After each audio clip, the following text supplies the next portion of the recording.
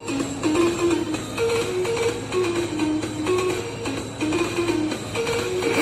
a.m. I'm ready. I'm ready for the Jess Machado show. You know why?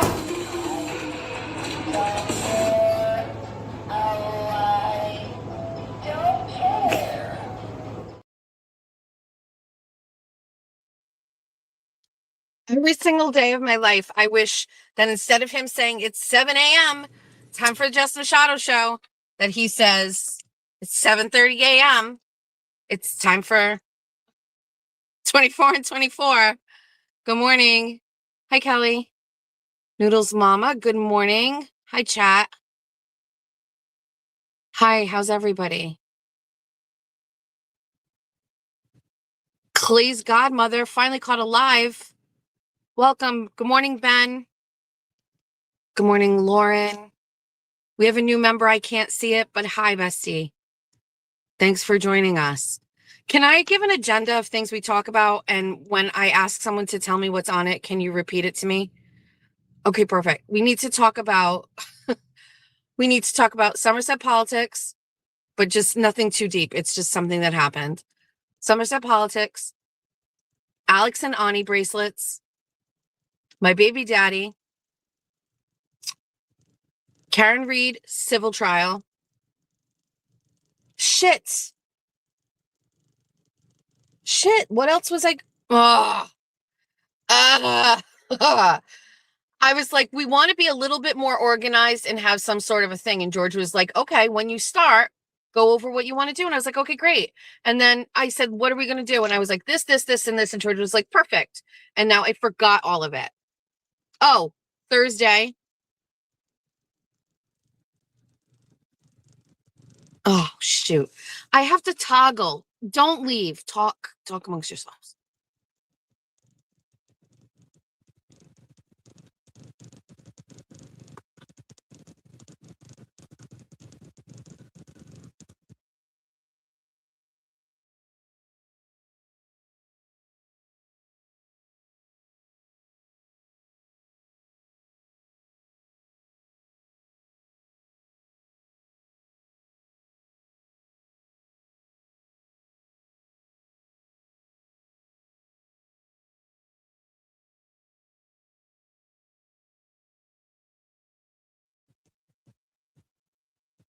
All right. Good morning. Okay. First things first. Some of you may have seen a man in the chat. His name is Phil K-Zone, or I don't know exact handle, but his name is Phil. And he's a radio DJ from out in Worcester, where Turtle Boy's from. And they do a morning radio show. I think it's WPLZ.net.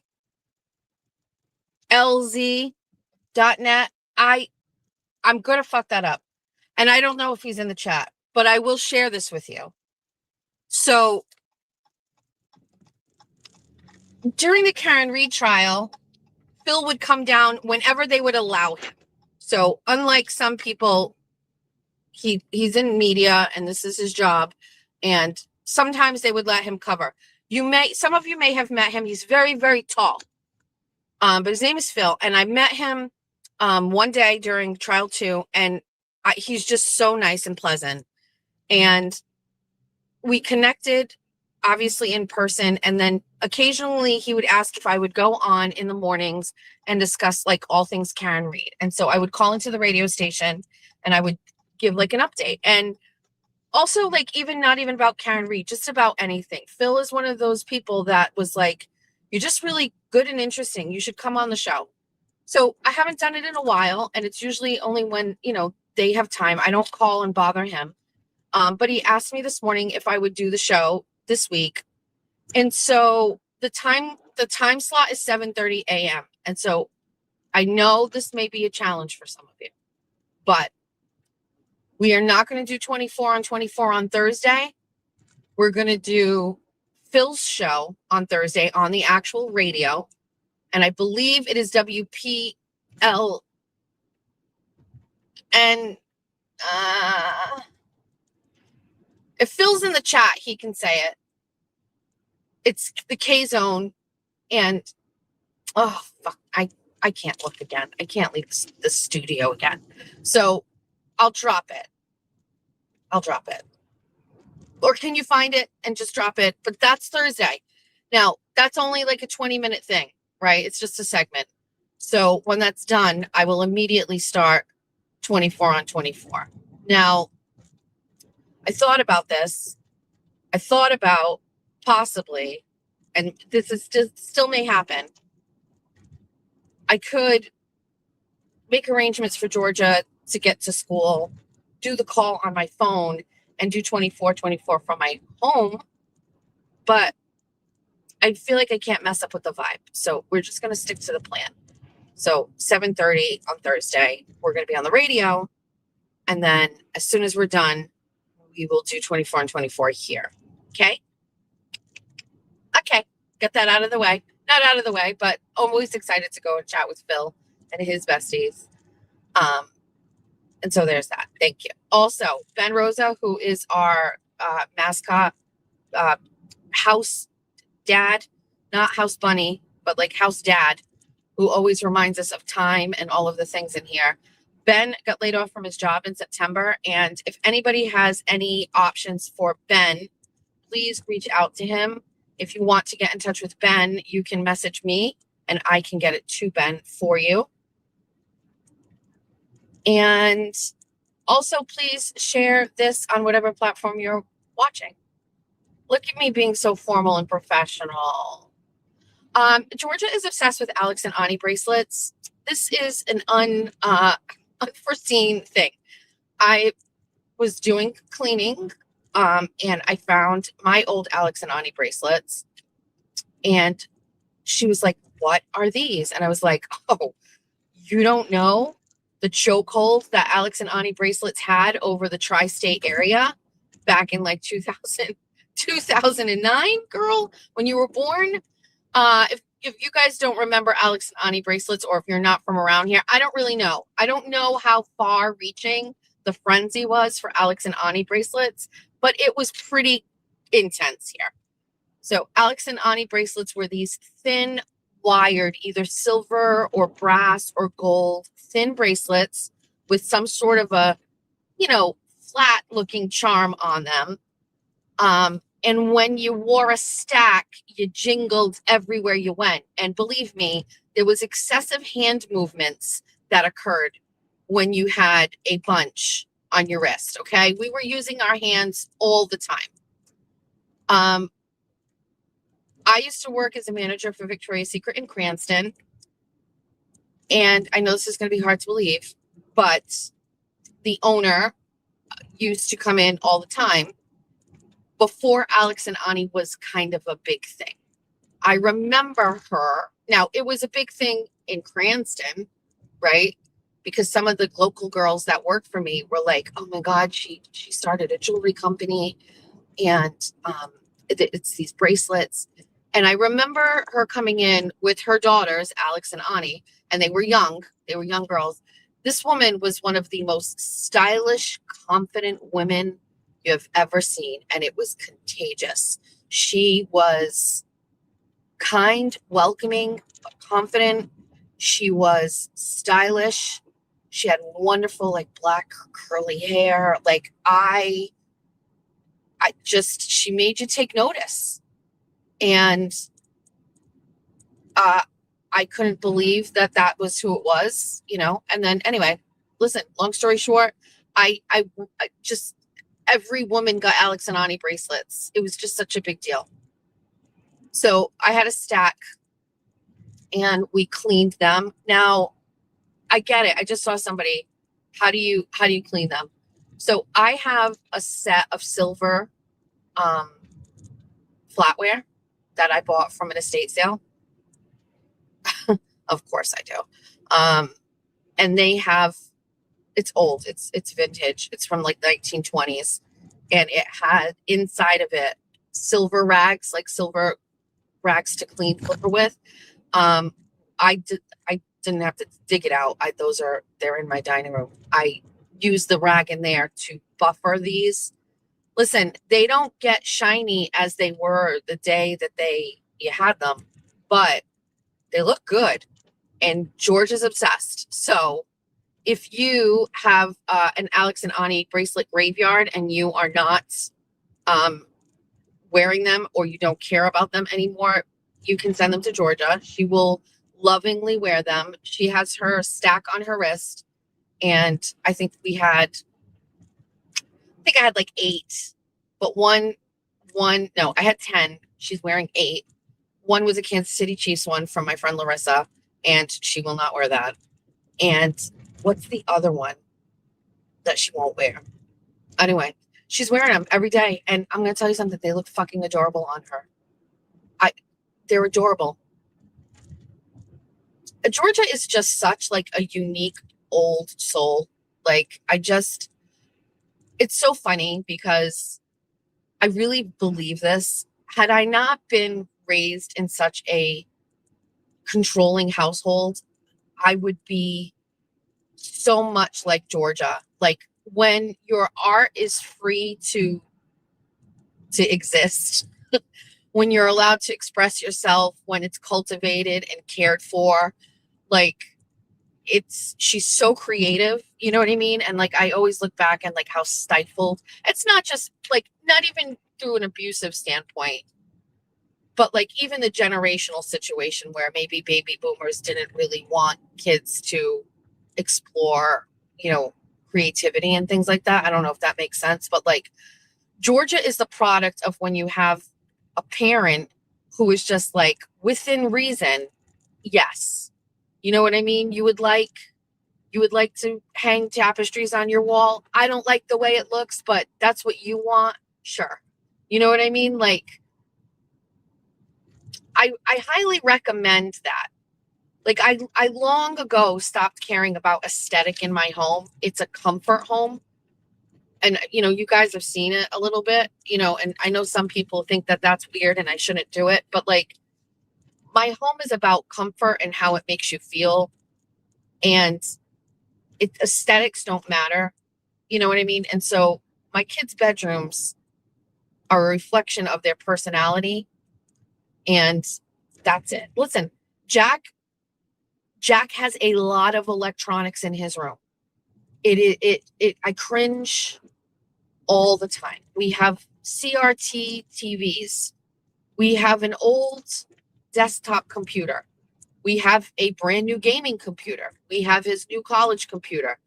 I just got him a flat screen TV that is hanging on his wall. We have a bunch of new gaming systems, but we also have like old gaming systems. Like we're talking GameCubes. Like Jack has so much stuff. And then add to it the guitars and like the equipment for recording music. It's tough. I really don't like how it looks. But when I look at it, I go, that's my son. Like that's his personality. And Georgia too. Her room is like a artist lair, but like it's her personality. And Julia's too when she was there.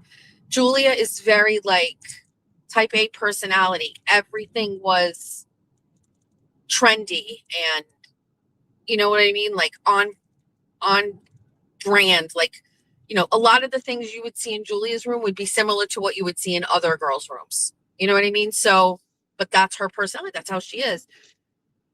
I don't know where I'm going with this, but George is really into Alex and Ani's.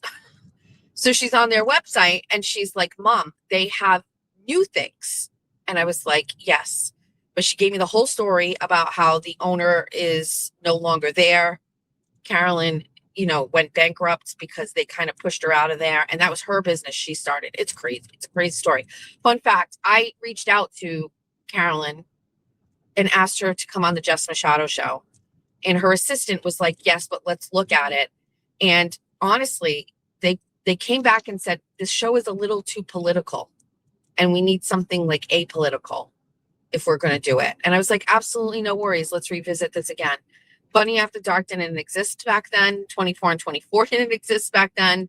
All we had was the Jess Machado show right at the beginning where we were doing interviews with Amy Carnevale, the chair of the Mass GOP. And they were like, we just don't want to do politics. And I was like, okay, fair enough. But we may revisit that. And it was organic that Georgia came up with this whole idea. Good morning. You know what I mean? Because I was cleaning out my closet and she saw the bracelets and she was like, wait. She also owns Sakonnet Vineyards, if you didn't know. The woman who owned Alex and Ani, she has a new company called Ann Live, which is named after her third daughter. And so she's got these really great necklaces, but listen, Georgia is currently really obsessed with the old Alex and Ani's. So there's that. Good morning, Erin Hack. Good morning, everybody. Yeah, so she has a new business. Anyway, let's get a coffee. So I'm dealing with a little bit of stress because, well, let's talk it. We'll talk it out.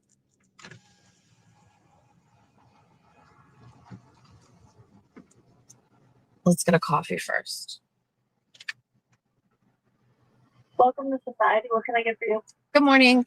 Can I have a large iced white chocolate pistachio made with whole milk? White chocolate pistachio with full milk? Yes, Anything else? that's it. Okay, you're all set. Thank you. Actually, I would like a large iced white chocolate pistachio made with heavy whipping cream. I want extra whipped cream on top of it, a dollop of Cool Whip, and I want sprinkles, jimmies, chocolate chips, a slice of pound cake. Actually, make my fucking coffee look like some sort of like milkshake from the sugar factory, please. The way that these motherfucking people talk about it, it's like that's what I'm doing here. I already also forgot. Did somebody say butter?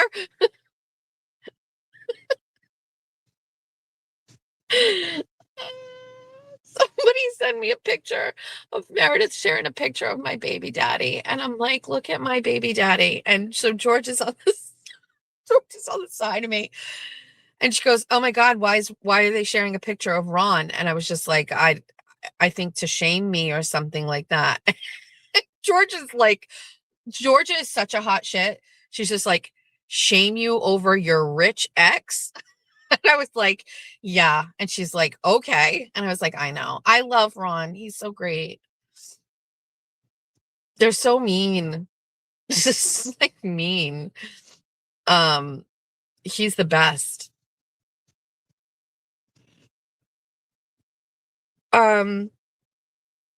Is Ron our new bestie? Lauren, do you know Ron? Like, also the pictures from a news article, you know, when he was talking about the Irish pub that he used to own.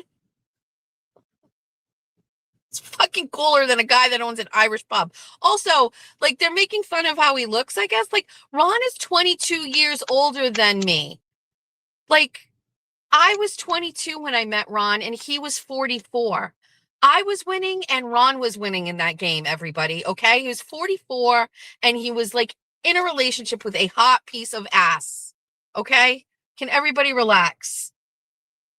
So now that I'm 50, you do the math, Ron's like 72. You better fucking leave him alone.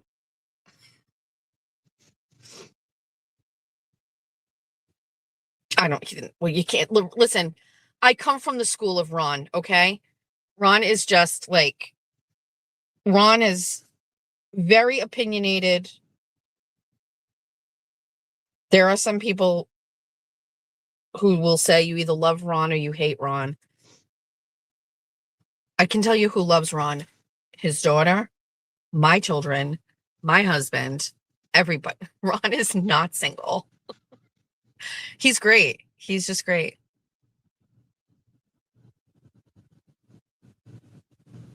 You're 46, your hubby is 49. Yeah, that's not even bad.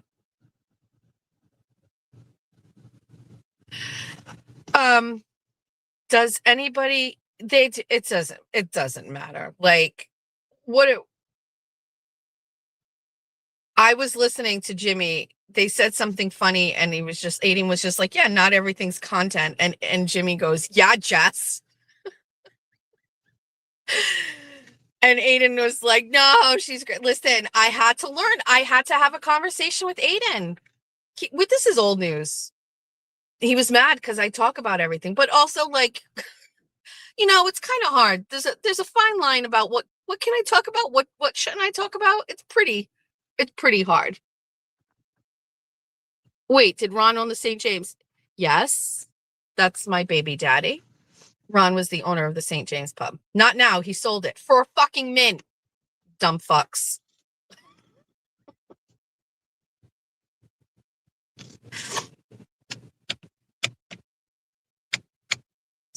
Making a motion to bring Ron on Bunny After Dark. I don't think so.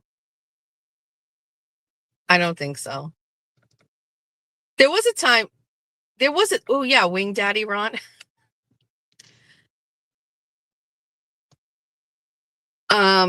Listen, no, we can't. Listen, did you guys ever hear the story about, like, did I tell you the story about Ron when Julia got in trouble at school one time? Let's pay for a coffee and I'll tell you. Somebody better remember what the fucking schedule or agenda was for the show because I long forgot it.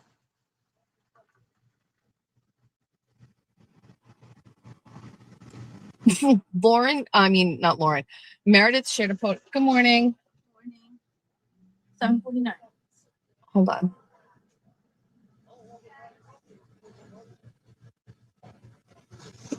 Need a straw?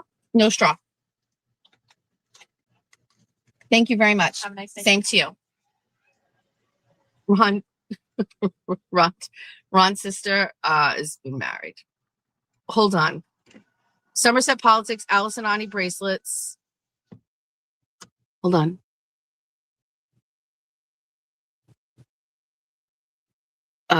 Baby daddy, Karen Reed civil trial. Okay, we'll revisit that.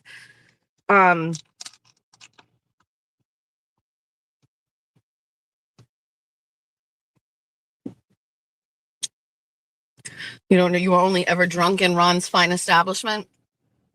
Ron used to be a police officer.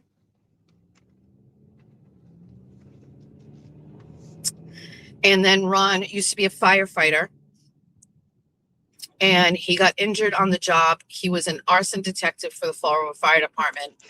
And he was investigating a fire and he fell through the ceiling or the floor, however you want to look at it, at a fire and basically destroyed his knee. And there were two owners of the St. James Irish Pub. There were two. The short, ugly guy is his old partner, John. And then there was Ron. He was the taller one who worked there. And then Ron ended up buying him out. And then eventually he sold it. Ron sold the St. James Irish Pub, if you're from this area, to the former chef of O'Gill's.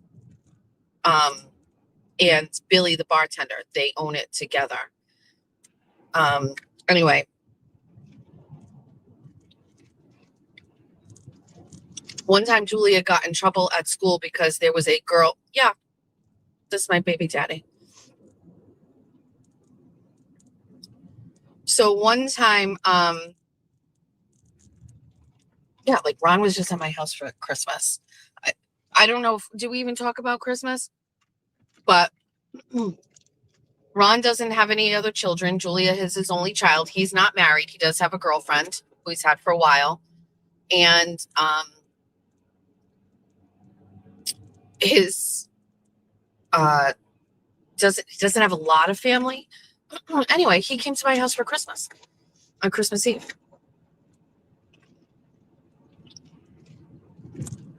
What's wrong with that? Showed up with the bottle of wine. Does it all the time. It's great. It's fun. He's a hot shit, as they say. Ron used to be a cop. Then he was a firefighter. Then he blew out his knee. And I think a lot of people at the time were like, oh, he hurt his knee and it's not that big of a deal. He ended up leaving the fire department with an injury. That thing has plagued him every day since. I'm telling you right now, he's never been the same. And then he was bartending at the St. James Irish Pub part-time. And the pub was going to close because they owed back taxes. And he was like, well, how much do you owe? And he got in as 51% owner just to pay the back taxes because the business was going to close. And then he turned it around into a money-making machine, best bar in the city of Fall River. And I met him because I was bartending across the street, and he came over and had a drink after work. And I had daddy issues back then.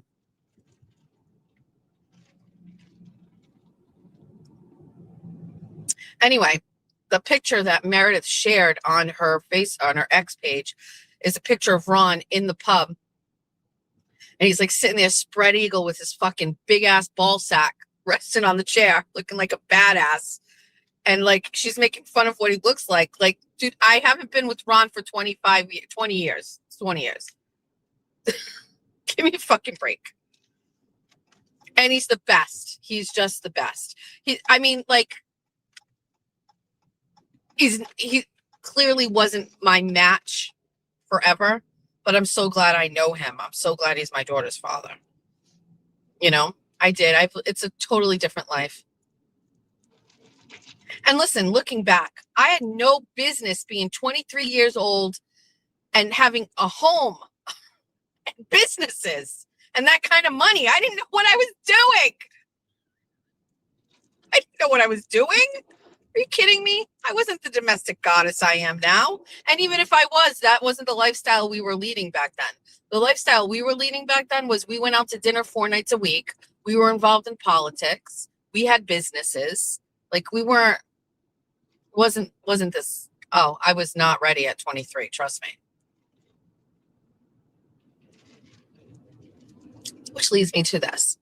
So as you know, it's political season in Somerset, and myself and Kathy Souza, we got to organize the troops. Let's talk about what we got to do for this election. We have people that have interest in running for office, people that would like to run, people that we are looking at and would like to run for office. Fit these people into, like, lots of moving parts, right? Lots of moving parts, lots of like things. What are we doing? Blah, blah, blah, blah. And yesterday, a man pulls papers to run for selectman in town. And he's not a Republican, but he's a conservative. And I didn't know he was running, and nobody really knew he was running. And it was announced, like, you know, I heard before it was in the paper. I got a little phone call. And now it's throwing a monkey wrench in everything. That's really where it is. It's really where it is. Do we let this guy run and not run anybody against him because he's conservative, even though he's not a Republican? Or do we run a candidate? But if we run a candidate and the Democrats run a candidate, it's going to split the vote 3 ways. And then who's going to fare as the winner out of that? What are the chances that it'll be our candidate? What are the chances that it'll be the candidate that pulled papers? What are the chances it'll be their candidate? I don't fucking know. And so I am confused. And so the minute this hits the news, the airwaves yesterday, my fucking phone wouldn't stop ringing because everybody's like, what are we doing? What does this mean? What are we going to do? And I was like, I don't know yet. I don't know. And also, I can't figure it out. I need some help. I got to call in the reserves. I don't know. And I don't know. Yes, conservatives are, yes, but the problem is he's not a registered Republican. So our Republican town committee cannot support someone unless they are a Republican. If we run a Republican, if we don't run a Republican, we can support that guy. He's an independent. It's fine. But ideally, what we're supposed to do is get Republicans elected. That's our job. That's my job as the chair, is to find candidates and organize my committee to rally around these people. But I'm conflicted and confused. I don't know what to do. You know what I mean? I don't know what to do. I need strategies.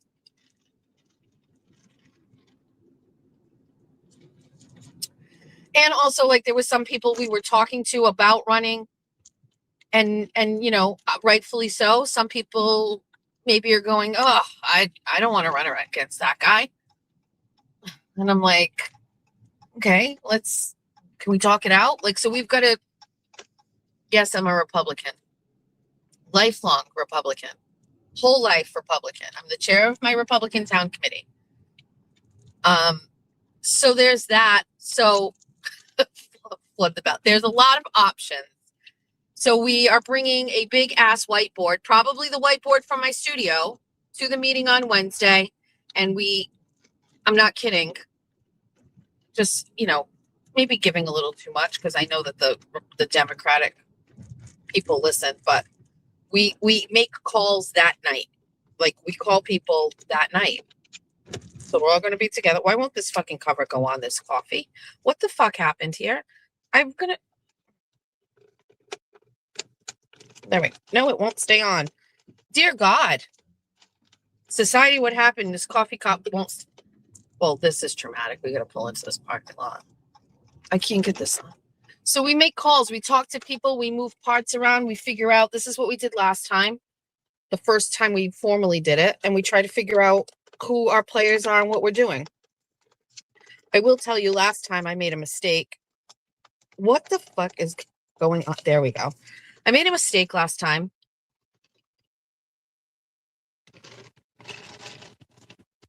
We won't be bringing the whiteboard back for the Horizon Social Track because apparently Meredith is using one now. So we can't do that.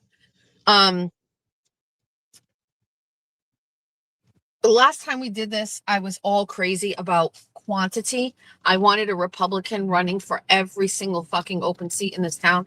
Not even open, every seat. We're going to run Republican for every single race that's going on in this town. And that backfired on me because I ended up getting a woman who wanted to run for school committee. And of course, I was just like, okay, like, it just went so badly. And it's actually one of the things that really bothers me. It really fucking bothers me because this woman, it actually, ironically, it leads to Kayla Churchill because this woman joined our committee with an interest as a Republican. And she came to the committee and she was friends with someone who somebody else in our committee could vouch for. And so while I didn't know her specifically, or others in our committee didn't really know her specifically, she knew another woman. And that woman was known to our chief of police. And so we were like, sure, come join. Like, yes. And so this is actually a crazy story. Do you want to take that walk? We'll do this. Please remind me of what else is on the agenda. But so we hold our meeting and I said, listen, we would like to run somebody for every seat in town. That means selectmen, the K-8 school committee, the regional school committee, parks and rec, library trustees, you name it. We would like to run somebody. And I'm asking all of you to look inside yourselves if now it's your time to serve. If you do, we can assist you in getting your campaign off the ground. But more importantly, you kind of have a built-in pep rally team because all of us will help you. This is a situation that backfired on me tremendously. So, and I will admit the faults and how I did this. So as the chair of a newly organized committee, I wanted to make sure like we did all of this and we had all of these candidates and again, focus more on quantity over quality. And so this woman expressed interest to me that she would like to run for a seat on the school committee. And I speak with her on the phone and I said, okay, we're happy to help you. And she said, okay. And I began to see, so we discussed what she needed to do. We had a little bit of a conversation about the process. And we had other candidates that were running and each candidate went and built their own campaign team. And that is what I encouraged everybody to do. You need a campaign manager, you need a treasurer, and you need your own campaign team. Can be people on our committee, can be family, can be whatever you want. And, unfortunately for this candidate, the other candidates were very self-sufficient, as grown adults are. And so she really wanted or needed her hand to be held to a lot of respects. And I found that she was complaining an awful lot about things. Like, for example, she complained about how and what she needed to open a bank account, and that she went to go open a bank account for her campaign account. And when she got to the bank, she didn't realize that she needed a piece of paper from the town. So she had to go back to the town and get the piece of paper and then go back to the bank. And I said, okay, what's wrong with that? She goes, well, it was just a lot of work. And I was like, that's nothing. That's not a lot of work. You're asking to be on the school committee. That's a lot of work. To be on the school committee is work. Right then and there, I was really turned off. I don't have any time to fucking hold your hand through this shit. And I apologize if it seemed as if that's what was going to be happening here. But we aren't running an 8th grade class president election here. We're running for fucking town office. So I was like already starting to get annoyed. And maybe I really didn't take my time to look at this person and whether or not they were a good candidate. So we ended up having like a little meeting, not a RTC meeting, but a meeting with her and a couple of other candidates. And I was like, okay, like, we're really here to like kind of, empower you. You want to do this, but if you have any questions, call and ask, whatever. We left that meeting and I was like, okay, things are going to be good. Then so the seat that she was running for is a regional school committee seat. There was a vacancy. Somebody left. Okay. And this was all by design. And I don't want to give you the heavy politics, but the person left and the plan was to put the person in temporarily. And then that person would parlay that into actually getting elected. So you have to run for this temporary one. You've got to go in front of the Board of Selectmen and you have to like, it's not apply, but like they get to pick to a point. Okay. So there's an application you have to fill out, and then you're going to go in front of the Board of Selectmen and they're going to interview you. And it's going to be live during a Board of Selectmen meeting, and it's going to be recorded. So I kept asking if she was prepared and if she was ready, and she was like, yes. And I was like, okay. And in the meantime, I'm going around and I'm getting support for all my candidates. And by support, I mean money. And I found someone who donated a substantial amount of money to her for a small campaign, nothing crazy, but very generous. And he basically donated to all of the candidates that I asked him to donate to. He trusted me, trusted my leadership, and he was like, absolutely, whatever you need. And I said, thank you so much. And I really do thank him for it. So the night of the interviews is upon us. And I speak with her during the day and I ask her if she is prepared and if she is ready. And she tells me that she's not going to go. And I was like, what are you talking about? And she says that she is not going to go.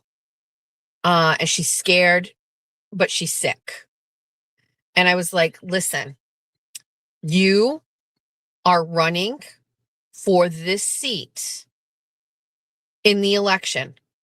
This seat now has a temporary 2-month vacancy. You must go in front of the Board of Selectmen and ask to be considered for this seat. You have to. You have to. And she was like coming up with every single excuse on why she shouldn't go. And I was like, okay. Now I'm disappointed. I'm stressed out. I'm worried. And then I'm going, okay, At this point, I should have maybe been holding her hand more, as much as I didn't think I wanted to or whatever. Fine. So the interviews come up and I'm watching it live from home. And I want to jump into the Taunton River. She was not prepared. She did not know how to answer these questions. And at one point when they asked her a question about something, I don't know if it was about the budget or whatever, her response was, "I'm going to pray about it." And my phone rang almost immediately when it was done. And it was the person who donated to the campaign. And he said that he wanted his money back. He was like, I can't believe I invested in that kind of a candidate. I'm very disappointed in you. And I was like, I hear you, as am I. She's not ready. I apologize. We're going to turn this around. And at this point, things started changing. Some of the other candidates we were running started to feel that because she was not putting in the work and she was not prepared, that it was going to affect their candidacy. And so some people were starting to distance themselves. And again, this is like me being a rookie. I didn't really even know how to handle this. Is something going on in the chat? What's going on?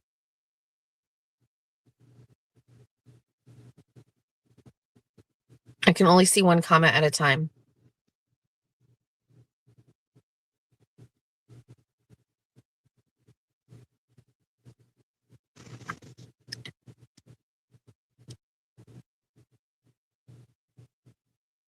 Chat is good. Okay. Sorry, just something caught my eye. All right, so there's always something going in the chat. So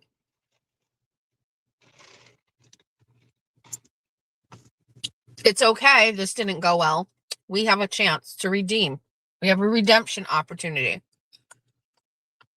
Somerset Town Committee, for the first time in the history of the town, is going to hold a town hall event for all of the candidates. Normally in Somerset, for years, once a year before the election, the Democratic Town Committee, which has always been organized and does great, they hold a get to know the candidates night. It's like a debate, but not really.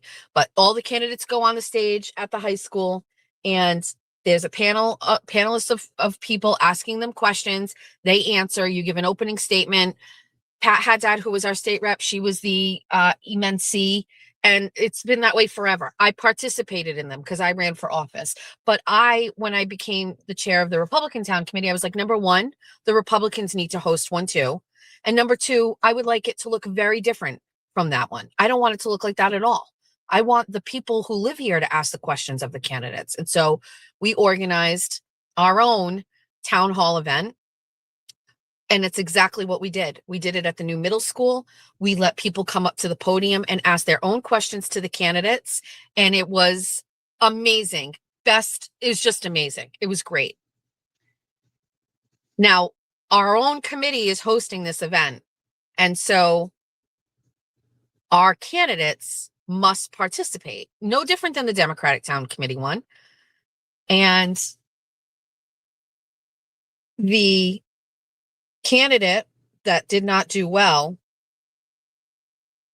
tells me that she does not want to attend the event. And I got into an argument with her on the phone where it did not go well. And I said, this is impossible. You must attend. It is our event. We are hosting it. You are a part of our committee. You are a candidate. Every other candidate will be on the stage. Everybody, for the most part, had RSVP'd. You can't not be there. Your opponent, who, by the way, got appointed because she didn't do well in the interview, is going to be there. You must be there. The delusion that I endured in this conversation was unmatched. she basically said she would go to the event, she would seat people in seats and hand out flyers, but she would not be on the stage. She would sit in the audience. And I said, that is worse. So you're going to be at the event, but you won't be on the stage. What are you going to do when you're on a stage every single time there's a school committee meeting and you have to speak on policy, or you have to talk on procedure, or you have to talk about a vote? Like, she clearly was not ready to do this, clearly. And I did not vet her enough. I just went with her wanting to do it and her interest in doing it. And I didn't vet her because it was turning into a goddamn fucking nightmare. Then she told me because of her religion, she couldn't attend the event because it was after sundown on a Friday for whatever religion it was. And I was like, but we planned it. So you could have told me, let's not plan it on Friday. So every excuse in the book. And ultimately, she did not come to the event. And that was pretty much it. Now I don't have a candidate, part of our committee, running for a race. I have a rogue candidate who does not listen, who is sabotaging the race, and is still affiliated with my committee and the other candidates. So we have a sign holding on a Saturday, and I am pissed at her, and I don't want to talk to her. And our candidate for Selectman, Todd Costa, had pulled me aside, and he said, listen, I think if somebody looks at me and Teresa side by side and said, wow, she didn't come to the event, she did so poorly in that interview, and Todd and her are running alongside of each other, that might cost me votes. And so I would like to politely and kindly distance myself from the candidate. Now, I have to listen to that. I have to hear that feedback. And I'm like, okay, I get it. So we have this sign holding, and the candidate that I am struggling with is there, as well as my other candidates that are doing well and running their campaigns well. And I feel we'll have success. We had another candidate running for office. He's an independent, but he's conservative. And, we weren't officially supporting him and backing him, but he's a friend, and we assisted with the cultivation of his campaign. And he was also doing really well. He had a great campaign team. He just basically took all of the basic information we gave all candidates, and he ran with it and whatever. And so we recognized that we saw candidates that were most likely going to have success. And then we saw this other candidate who was most likely not going to win. And I understood that in a small election, some of these candidates were apprehensive about even being associated with her. Got it. We're doing this fucking sign holding. I swear to God, you can't make this up. And a car drives by and does a thumbs down to our selectman candidate. And he's so concerned about why somebody would not vote for him and wants to know the reason. The woman's at a light. He says, pull over, let's talk. And the woman pulls over. And she's like, I'm standing there, and she's like, I'm going to tell you why I'm not going to vote for you. You're standing on a street corner with this lady. And let me tell you about this lady. And she gave us this whole story about how this woman was a part of a very big church down here, and the church collapsed. And that this woman who pulled over said that the candidate was a part of the collapse of the church. And dummy Jessica never asked that question, like specifically. She told me she had some stuff in her past, with the church, but I was just like, how big of a deal could this possibly be? It turns out a big fucking deal. You dismantle a church that is beloved by a lot of people, and that could be problematic. And it was, because this woman pulled over and she was like, we have a real problem with this woman. And so I got to give Todd credit. He was like, listen, he's like, he didn't disparage the candidate, but he talked about himself and why it was important for her to vote for him. And he won her over. And I was so impressed with him. And, listen, he's a former chief of police. He's a cop for his whole life. Like, he really is just a likable guy. And I also got to give the woman credit for being open to it. So this conversation happens. They shake hands. She tells me, I'd like to talk to you a little bit more about this. And I was like, okay, well, after the election or whatever.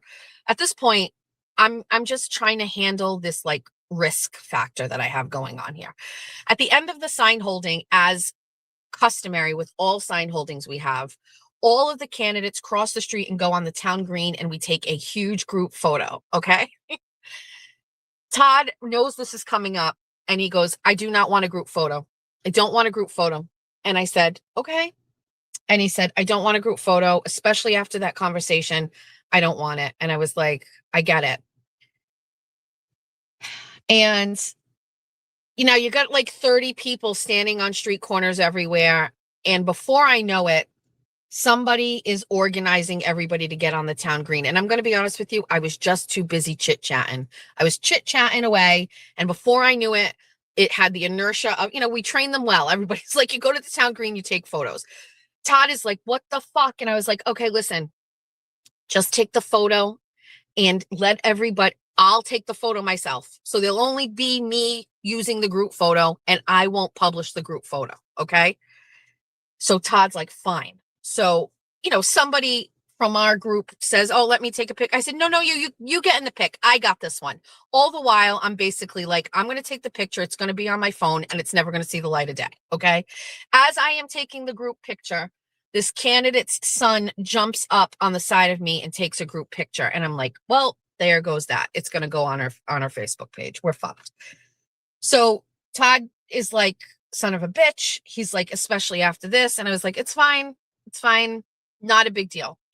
But Todd was so worked up over it. Later on that night in the group chat, I guess she posted her picture. Okay. Later on in the group chat, I took the picture and I photoshopped it wherever one of her signs was, I put one of Todd's signs. So the picture was all Todd signs. And I sent it to him and I was like, feel better. And he was like, oh, ha, ha, funny, blah, blah, blah, blah, blah. And I said, listen, this is how you do it. Vote by vote, conversation by conversation. You're going to be fine. It's okay. It's not the end of the world. Right. And he's like, you're right. I get it. I said, thank you. Ready for this? I say, you should post the original picture. It's already out there. She already posted it. Be a good team player. Take my word for it. It's not going to cost you any votes. If we have anybody that reaches out about her and the church or whatever, send them to me and I will talk to them. And he was like, okay. It wasn't her face. It was, she had some signs. So I said, Todd, the original picture. And he's like, okay. I'm going to say it's like 10:30 at night. I get a phone call. And somebody is screaming on the phone to me and go, did you see what Todd posted? And I went, what? He posts the fucking picture with all of the signs with his name on it and hers photoshopped out. And I was like, holy fucking shit. And I am like, so fast. I get off the phone. I call him and I'm like, Todd. And he's like, what? He's like embedded. And I'm like, you fucking posted the wrong picture. And he's like, what are you talking about? I was like, get on your fucking Facebook page and remove it. He's like, oh shit. I'm like, oh my God, dude. What the fuck? So we take the picture down. I should have known because first of all, you know how things go on the internet. It's up. Somebody's got a screenshot of it. So nobody ever says anything about it. No, Todd had one job. Todd had one fucking job. So I should have known something was up. Nobody said anything about it. Nobody said anything. Nobody said anything. Nobody messaged me. The candidate never said anything to me. Nothing. I was like, well, maybe we dodged a fucking bullet. I know we didn't, but whatever. So we go on to the election. Now, at this point, just so you know, me and the other candidate are completely estranged. I was very upset with her. She was not living up to my expectation of a candidate. And I said that to her. I didn't beat around the bush with her. I had a very harsh conversation with her about this. And I had to listen to her say she thought that I was going to help her. She said that she thought I was going to be a mentor to her. And I said, I apologize that you misconstrued me saying our RTC would help you. I meant like, we're going to have bodies knock on doors, hold signs, come to your events. We can't, as a committee, run campaigns. And I apologize if you didn't know that. I think she did. But it was the way that she basically said, I let her down. And I said, well, I also think that you have no work ethic. And we went back and forth on this, and it wasn't a good conversation. I'm not even going to sugarcoat it. I was like, you're a grown fucking adult. Don't complain to me that you need to go back to town hall and get a piece of paper to open a fucking bank account for your goddamn campaign account. I'm asking you to run a school department. I can't hold your hand with opening the bank account to run for the school department. I was not nice. You can imagine it is exactly how you would expect me to be. I have high expectations. We gave you a lot of the tools that you would need, way more than anybody ever fucking gave me when I ran for school committee, which is exactly what I told people. I said, when I ran for school committee, there was no RTC. There was no committee helping people. And that is the reason why I wanted to get the RTC off the ground, because I watched Democratic candidates have the support of this very well-organized Democratic machine in town. And here I am as a conservative in Somerset, just going and running for office because I want to make schools safer. And I've got nobody else surrounding me. Fuck that. So if I can't get elected, I'm going to help other candidates get elected. And this woman just had a fucking problem with it. And I'm sorry, but like, this isn't an 18-year-old. This is a grown woman. She's older than me. I am not holding your hand. Okay. Bad energy. Election day, not even talking to her. Election day, she doesn't show up to the polls. Election day, she doesn't hold signs. I think she's out there with one person holding a sign. It's a disaster. Absolutely no surprise. She gets obliterated at the polls. Doesn't listen. Didn't know what she was doing. Just failure. My candidates all won, except for one, and he only lost by a little bit. But Todd won. Everybody won. We have our next meeting of our RTC after the election, and everybody comes to the meeting.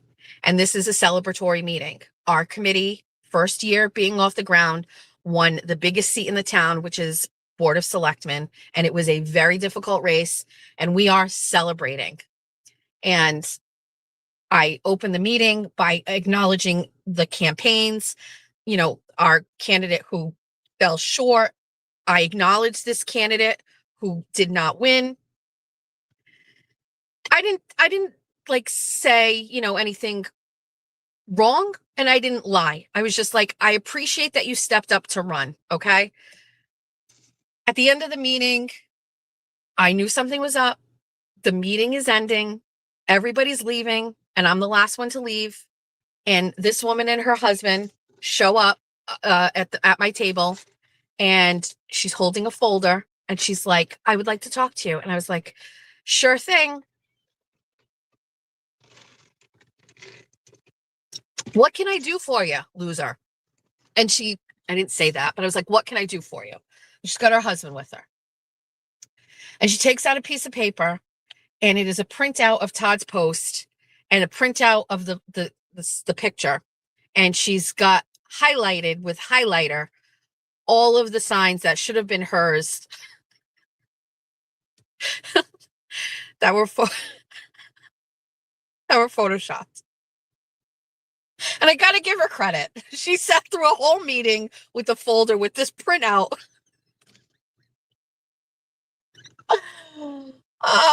Waiting to confront me. And somehow, through the rumor mill or whoever she talked to, she knew that I had made the picture. I had photoshopped it. And she's like, this is the kind of stuff. This is why when people talk about you, this is what I say. This is the kind of person you are. And everybody who says this stuff about you is right, and blah, blah, blah, blah, blah. And I went, listen, what you think happened here is not what happened. I said, I would never in a million years tell my candidate, go post a Photoshop fucking photo because anybody would be able to tell it was a fucking Photoshop. Second of all, I'm not out here to fucking sabotage your campaign. You did that yourself. You suck. I said, third of all, this conversation was over when you were interviewed for this position on live TV and you responded when someone asked you about how you would balance the budget. You said you were going to pray over it. We're done here. So, like, they're both pushing back on me and telling me I'm a bad person and blah, blah, blah. Like, it was this big gotcha moment.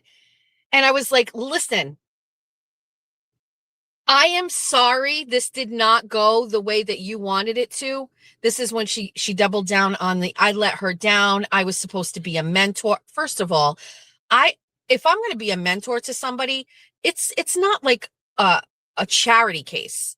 Like, it's got to be somebody that I would like to help, who I think has potential, who isn't going to fucking embarrass us or our party. This woman was a disaster. And she didn't tell me about the dismantling of a goddamn church that she partook in. You failed to tell me your exact role in dismantling a very popular church, Teresa. So I'm sorry, but to me, like, I don't even know how to explain it. I was already mentally checked out of this. I was like, I'm pretty much all set. We're done here. They followed me out. We got out into the parking lot. It started to get a little like aggressive. Her and her husband, again, ganging up on me when everybody was gone. Now we're out in the parking lot because the guy had to close the building. And I'm like, I'm fending the two of these people off, like chirping in my fucking ear. And I was just like, I don't care. I don't care. I'm very sorry. It was my fault. I wanted as many candidates to run for office. I didn't look at quantity. It's my fucking fault. I'm sorry. I know I didn't say I'm sorry. I didn't say I'm sorry. That never happened. But I'm like, whatever. Like, don't, there's nothing left to talk about here.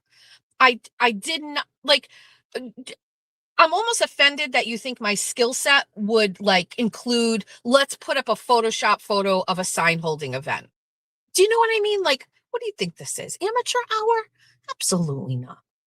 And her husband, like at the end, he like, we're going to go. There's just no getting through to you. And I was like, yeah, that's a great idea. I would like to go home now. So we go home. She resigns from our committee very shortly thereafter and takes up with Kayla Churchill. And Kayla Churchill is basically like, we got to get Jessica out of there. Anytime you see Kayla Churchill saying, I did something to a candidate, that's the candidate. That one. The one that you can go back. You guys can go find it. Go to Somerset Access TV on YouTube. And it's a Board of Selectmen meeting. And I can't remember. I'll find it. And they interview the two candidates. And by the way, like the other guy, Mike Pasternak, he does really well in the thing. Like, so then Kayla Churchill with this lady attempt to start a coup to get people inside my RTC to remove me from chairwoman. As you can imagine, that did not go anywhere. And everybody was like, what are you talking about? Goodbye. And she was working with Kayla Churchill why? Instead of just understanding like she wasn't a good candidate, listen, you got a debate planned and you don't want to show up, but you want to actually be sitting in the audience and while your opponent is sitting on the stage answering questions from constituents and you want me to support you, get the fuck out of my face. I don't want to ever talk to you again. I handled it as best I could until the day after the election. Good fucking luck. Bless and release you. Go ruin another church. All right. So that's that. So yeah, it's political season again in Somerset. Let's fucking go. All right. Okay. Funeral lady is here. Okay. Amy started a Facebook page at the request of the besties. I don't know the name of it. I actually suck. What was the name of the church? It was Grace Gospel. It was the biggest church down here in Swansea. I mean, they had a school. And some people, like the Teresa side of things, said that the pastor was stealing money and all this stuff like that. But remember the lady that showed up at the sign holding and was giving us all the tea? I met with her afterwards and I spoke with her. And then she connected me with other people in the church. And I learned what they did to dismantle that church. And it was very unfortunate. I think there was a little bit of some stuff on both sides, but what they did was crazy. The church was over. It is crazy. What is that woman doing now? She has joined forces to help a man who is running for office in Fall River. His name is Manny, and he is running against, I don't know, Alan Sylvia or Mike. I don't know. He's running for a big office. He won't win because he does not have a team, and he lives in a world of delusion. He's not the best candidate, but I have to support him because he's a Republican. I hope he wins. I met with that guy too. And he's again friends with Kayla Churchill and Teresa. And so I don't know. Those people don't know how to run campaigns. They also don't know how to win campaigns. They don't win. All they do is lose. It's a very stressful time. Political season is very stressful.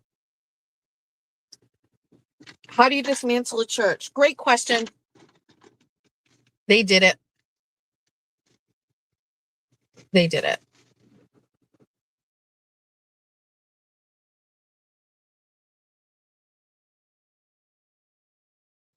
So the hardest thing, well, what Democrats do right is they are all on the same page and they all work together to win elections. It's very rare that you see a Democrat running for office getting primaried. Primaried means essentially you've got either an incumbent or you've got a good candidate, and they will run a candidate of the same party in a primary to make that candidate work hard or try to beat them to go on to the general election. We would never primary somebody. I mean, I won't take it off the table because I am a petty bitch, but I would never recommending primarying somebody because honestly, the goal is to beat the Democrat. If a crazy person decides to run for some office and they are getting a little bit of traction and they will not at the end have a chance of beating the Democrat in that, I would support primarying them to try to get somebody in there to give us a chance. But the other side primaries people with bad people that have absolutely no chance to win simply to make the candidate work harder, spend their money, which ultimately means they have less resources to go on to the general election and beat the Democrat. So Republicans shoot themselves in their feet all the time out of spite. And so it's just this terrible thing that Republicans can't get on the same page because of this elitist whole thing. Democrats, they all agree. They'll embrace the fucking crazy blue-haired liberals. They'll embrace, they'll embrace the moderate Democrats. They all work together to have complete control and power over our world. Republicans, not so much. Not so much.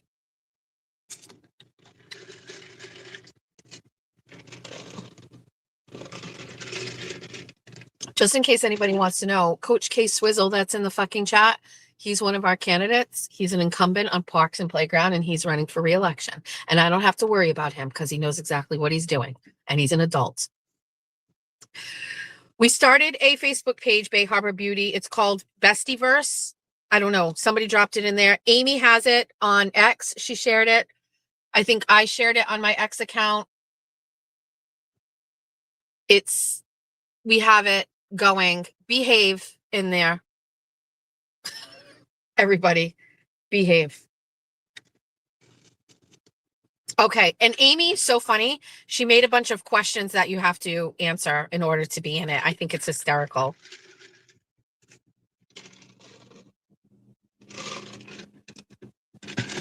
No, you won't, Dr. Trey. I can already tell. It's going to be a fucking shit show. I love it. It's great. I also do have a goal of getting back on Facebook more.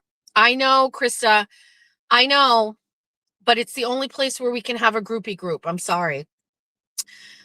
Spicy Misty, what's my agenda? What's left on the agenda?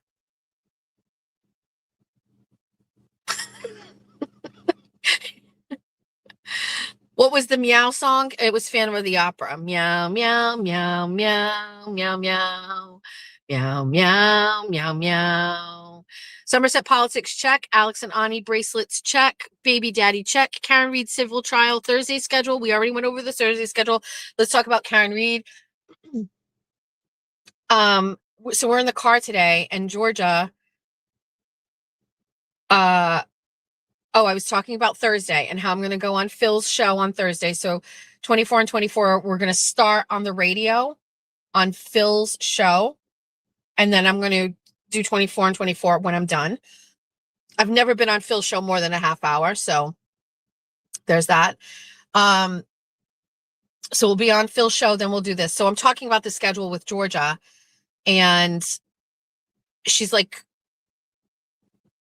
what are you going to talk about if it's not the Karen Reed trial? And I said, well, we still have Aiden's trials. And Georgia's like very interested. She's like, so what's going on with him? And I was like, well, here we are with this. And her and her friend started asking questions about the difference between this trial and the last trial. And so I was explaining to them what you all know, the difference between a criminal trial and a civil trial. And we were talking about OJ, because that's a really great example. And so I was just basically explaining like what's on the line with the civil trial. And, as I was explaining it and talking to her, they were asking some really organic questions, like, how much money could she lose? And, all of these things like that. And I was like, oh, hold on one second. I will answer that about Mike Lindell. And so, I wouldn't say like my interest in the Karen Reed civil trial was reestablished, but I will openly admit that a lot of the drama amongst the people and the things that have been going on over the past couple of months made me just have like distaste towards the Karen Reed civil trial. And I don't know how to explain this. I guess maybe it's a combination of both. It's the people like that are rallying to support Karen. Like, what is this group, this subgroup, this Better Together group, whatever they are? When Mike Crawford and Brian Bardsley are the faces of that, right? It's just not good for me. Okay. These people are just not good people. Okay. And so in this world of online, whatever, the face of the Karen Reed, side right now went from being Turtle Boy to being Soy Boys. And it is just a turnoff for me. That's it. It's just a turnoff. I don't know how to say it. It's just, there's nothing inviting about it. There's nothing. And in the absence of Karen, which I had said, from the beginning, my take on it was her absence, her not partnering with Aiden to do an interview, that was a breeding ground for this shit. This is, and maybe she wasn't in any position to take leadership over this, but like it was time to actually pass the torch from Aiden to Karen, because she was free. She can talk, she can interact, she can go on the internet. And so, maybe she didn't want to take, this is how I'm looking at it lately. Like she should have taken over, like she should have been the bad bitch that she was in the trial, post-trial, and just been like, I'm in charge. You know what I mean? Like, here we fucking go. I'm going to go talk here. I'm going to go talk here. I'm going to like, but she was gone. She was gone, and she was having like ghostwriters do the work. When JFK is basically getting Karen Reed in his chat and saying he's talking to Karen Reed, what am I supposed to think? I'm supposed to think that this is a fucking clown show now, is what I'm supposed to think. That these are the people that you're subcontracting out your work to. Meredith, now Meredith, okay, which you had no relationship with her before. She is Aiden's ex, and you and Aiden have a falling out a little bit, by the way, and now you're in cahoots with Meredith. Karen, you were accused of murdering your boyfriend out of a jealous hate rage, and you got vindicated from that. And the next thing you want to do is shack up with a woman who is going on a scorched earth fucking attack on her ex out of jealousy and hate because she got dumped. This is like absolutely not. So to me, this is why I have just been so turned off by it. I'm just grossed out.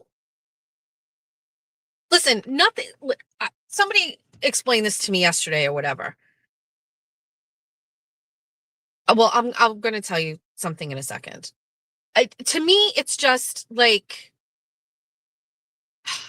so on top of the slowness of a civil trial, the pace of a civil trial, then we've got these people. Like, listen, maybe it doesn't add up to much. Like, maybe at the time, it's not that big of a deal that Karen's in the chat on JFK's show, right? And talking about the recording. Maybe when, Mike Crawford is saying, Bill Reed, or he talks to Bill Reed or whatever, or when you've got Brian LTL dropping like these fucking like mystical comments and fucking gifs all over the place. Like, maybe all of those things in the moment don't seem like much, but they add up. And it added up to a complete disinterest and distaste in the civil trial. It added up to me not caring. It made it add up to me. It's just like, this is not worth it. And then with the Meredith part of it, I just can't. You know what I mean? Like, I can't. However, as I was talking today about the civil trial and explaining it to my girls, like, I was just like, this is really, it's an interesting situation. It is interesting to see what happens. It's interesting on what's going to happen. And I think if we weren't in the slow pace of a civil trial and it was a little bit faster, maybe there would be hearings and things that would kind of like motivate me to push past the other drama and the other shit. But right now, I can't. Now, I will say I'm going to cover her hearing. I'm going to cover every hearing for Kelsey. I'm going to cover, as always, every hearing for Aiden. I always have. But I will cover it because I'm going to be honest with you. In the whole realm of all of this, first of all, we either have mainstream media or we have these people who don't know how to report. Okay. Like, I can't let these people just be the only voice that you hear. So I've got to give you an option, and that's it. So I will tell you that last night I emailed Tim Bradle. So in case you didn't know, prior to everybody finding out Tina was behind a burner account, obviously I was friends with Tina and Courtney. Courtney told me that I was going to be the person to interview Kelsey, that all the information would come to me first, that Kelsey trusted me because of what Courtney said about me. And I lost that because I stopped talking to them because of what happened with the burner account. And my loyalty, if people ever question it, my loyalty is to Aiden. And it doesn't look the way that it does to other people, but my loyalty is to Aiden. And it always has been. And it's not because of what anybody ever thinks or what anybody ever says. Like, there's this new whole thing where I want Aiden to go to jail so I can take over. No, my loyalty is to Aiden because I believe in an independent journalist First Amendment right to investigate and ask questions in a way that mainstream media doesn't. There is part activist, part reporter, part journalist, part YouTube personality. And I have said that from the beginning of my journey. I want to be all of it, and I don't want restrictions on it. And I believe Aiden's case is very important for the future of people like me and what I do. Okay. That's very important. Like, if Aiden loses any of these things, it's going to change how people like me do my job. And I'm not going to be the last person. There'll be people after me. There'll be women after me. And these cases will matter. The result of his actions and these court cases will matter on how people do things. And more than that, mainstream media will gloat. If Aiden loses and goes to jail, mainstream media is going to be even more empowered. They're going to flip the script around here and they're going to say, this is why you've got to trust us. This is why we are the only trusted sources, because these people break the law. We don't fucking break the law. We break the ceiling. We break the fucking mold. We do shit the right way because the way you've done it is shady as fuck. And so I'm Team Aiden every single solitary day of the week from the beginning. Is he a flawed human? 100%. Fun fact, by the way, in case anybody is saying anything, I have had no problem pushing back on him personally or publicly. And I understand a lot of people don't like doing that because he kind of gets crazy when that happens and he gets mad. He can't be mad at me. He can't be mad at me for telling him the truth. What are you going to do? What are you going to do? I've never done anything to you. Everything about my life is out there. You're going to turn on me? You'll never turn on me. I've never done anything to this guy. So and by the way, also, like, he will tell me sometimes if I've said something or done something. Like, it's okay. This is a new thing here where, like, if there's a difference here. If you are a comrade or a friend, not a competitor, but a comrade or a friend, getting past small things is not only acceptable, but it is like, it's for your survival. Burying the hatchet with Nurse Kim is an important part of, like, my professional career and my personal growth in this career. Okay. I'm not going to bury the fucking hatchet with Brian LTL and Mike Crawford. Fuck that. They're not my comrades. They're my competitors. Like, I'm not ever, never. You know when I will? When I have enough of money to buy their fucking channels from them. How's that? Sell me your fucking channel. Turn it into Jessica Machado fucking 2.0. That's when I will be friends with you. Until then, thoughts and fucking prayers on the views and the super chats, okay? Okay.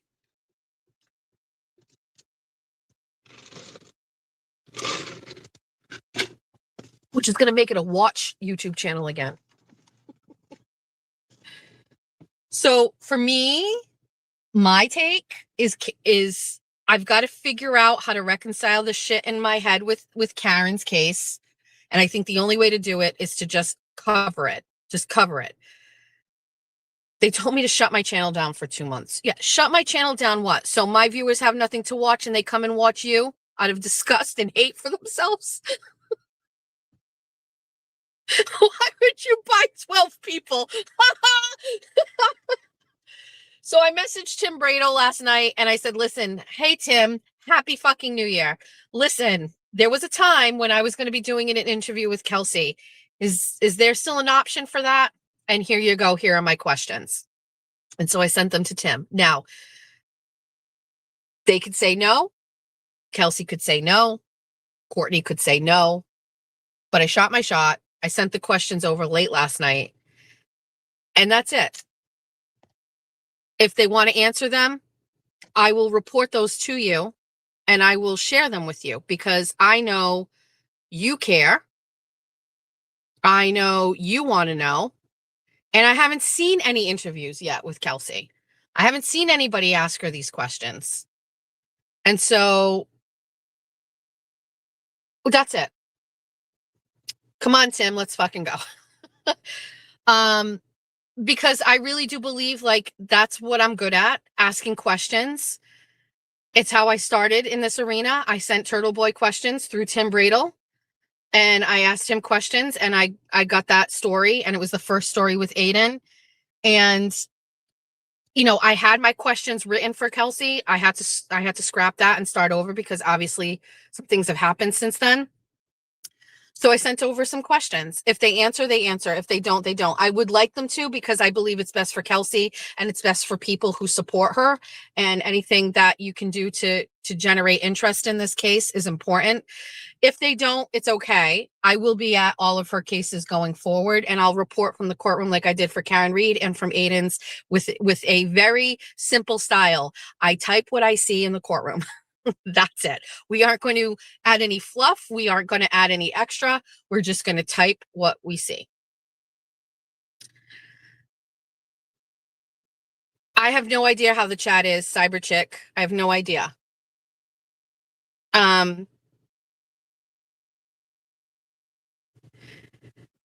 Marie, I ask questions like a regular normal person would, I think one of the questions I asked is, I think one was like, what is one of the most frustrating, what is one thing that like has been misconstrued that you want to correct the record on or something? I asked, let's see, I asked how her recovery has been since she has been out of jail.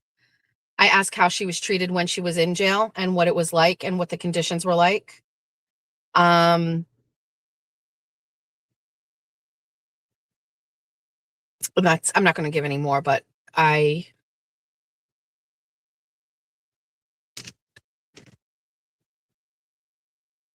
maybe do a public statement about Courtney not being involved in the shenanigans. So that, sucks, that whole situation.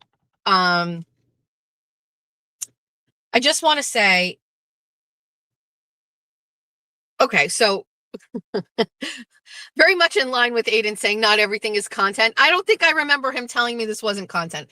Listen, I had a show on a Saturday, okay? I was doing a show, and it was one of my first shows or second or third show, and Aiden texted me and he said, call me as soon as you're done. And I was like, shit. And I texted back during the show. I said, is everything okay? And he's like, yes, you're going to want to hear this. I was like, okay. And I called him and he's like, fucking Tina is behind the Mayor Neal account. And I went, that's impossible. And he's like, it's true. And I was like, how do you know? And he's like, we found out. And I was like, what? And they told me they had audio proof that as the Mayor Neal account, there was a message from Tina talking, and it was Tina. And I was like, what? What? And he's like, yep, it's fucking them. And Courtney's in on it, or we think Courtney's in on it. And it was Tina this whole time. Tina and Courtney to me are the same person. They have been his day ones. I met the both of them the day Aiden got out of jail. I was with them.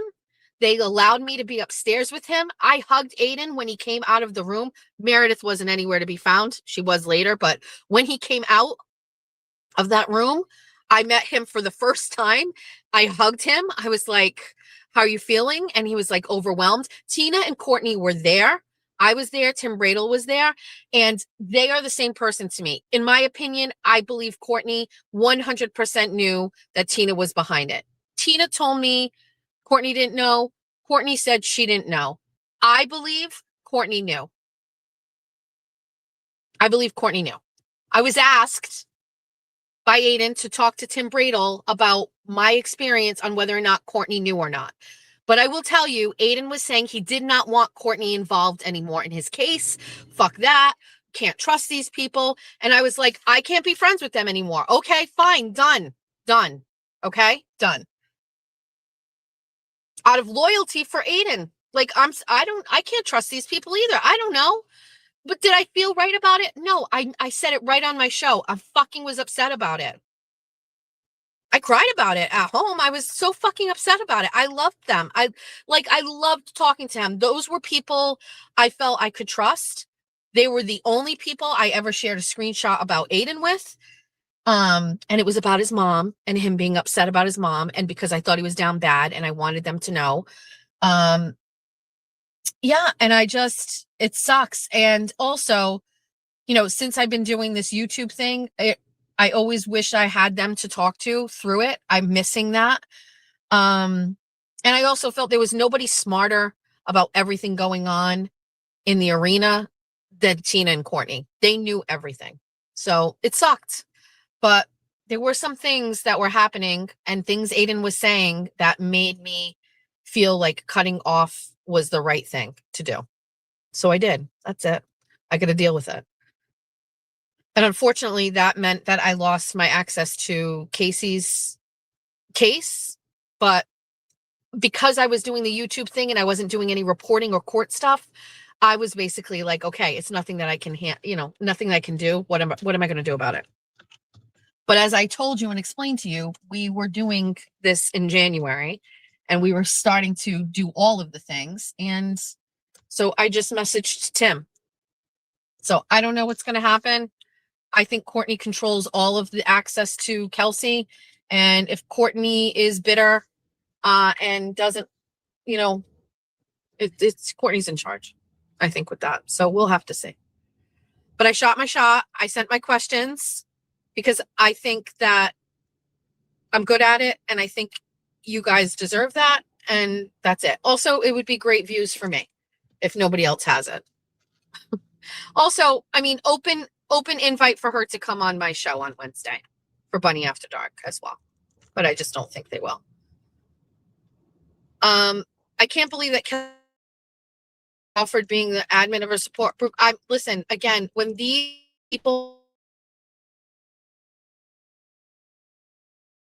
faces are this, I don't understand it. And I think it requires people like you and me to push through to then go back and support. You know what I mean? Like, I don't know.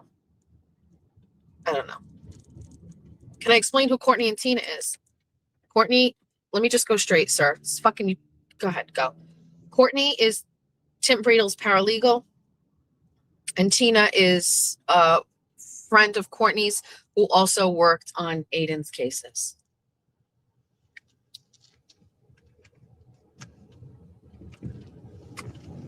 I've never been on this road before. Huh. I would never align myself with half these weirdos. That has been the problem for me, in case anybody hasn't figured out. I don't fucking want to work side by side with some of these weirdos. I don't want to work with Mike Crawford. He's weird. Brian is weird. We're not even on the same level. Like, call me a fucking snob or whatever. Like, no, we're not the same. Like, ew. Yes, Courtney is the one with the white hair.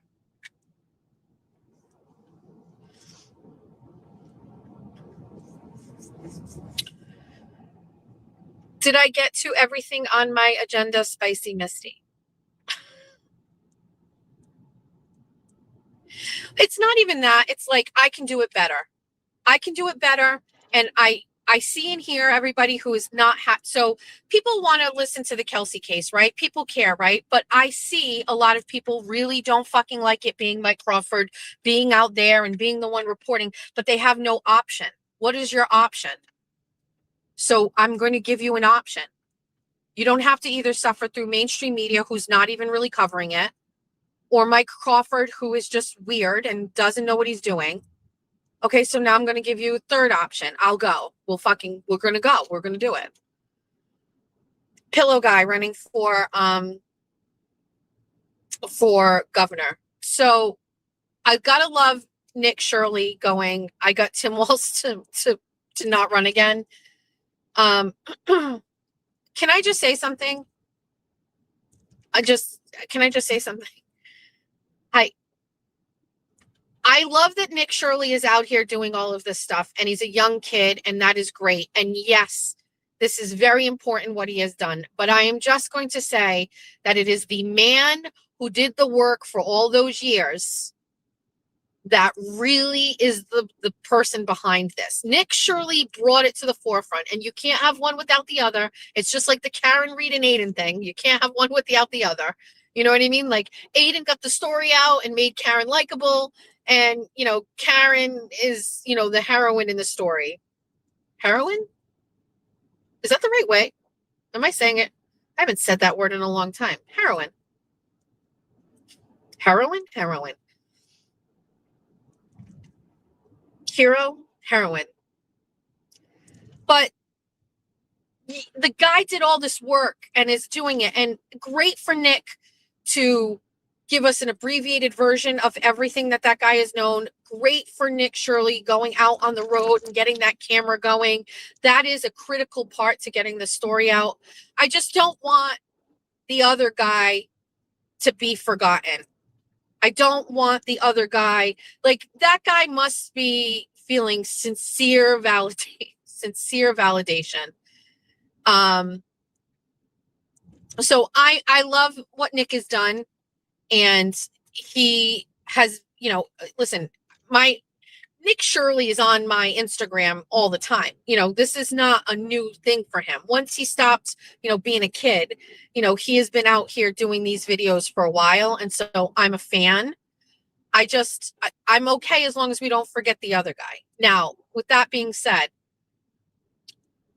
all eyes are on Minnesota while states like California and Massachusetts are basically just holding their breath waiting for the shit to hit the fan over here, which it eventually will. We have our own fraud here. We have our own fraud that people like myself, Mike Urban, John Gately, All Politics is local, John Featherston, Steve Robinson from Maine Wire, that we have all been slowly chipping away at,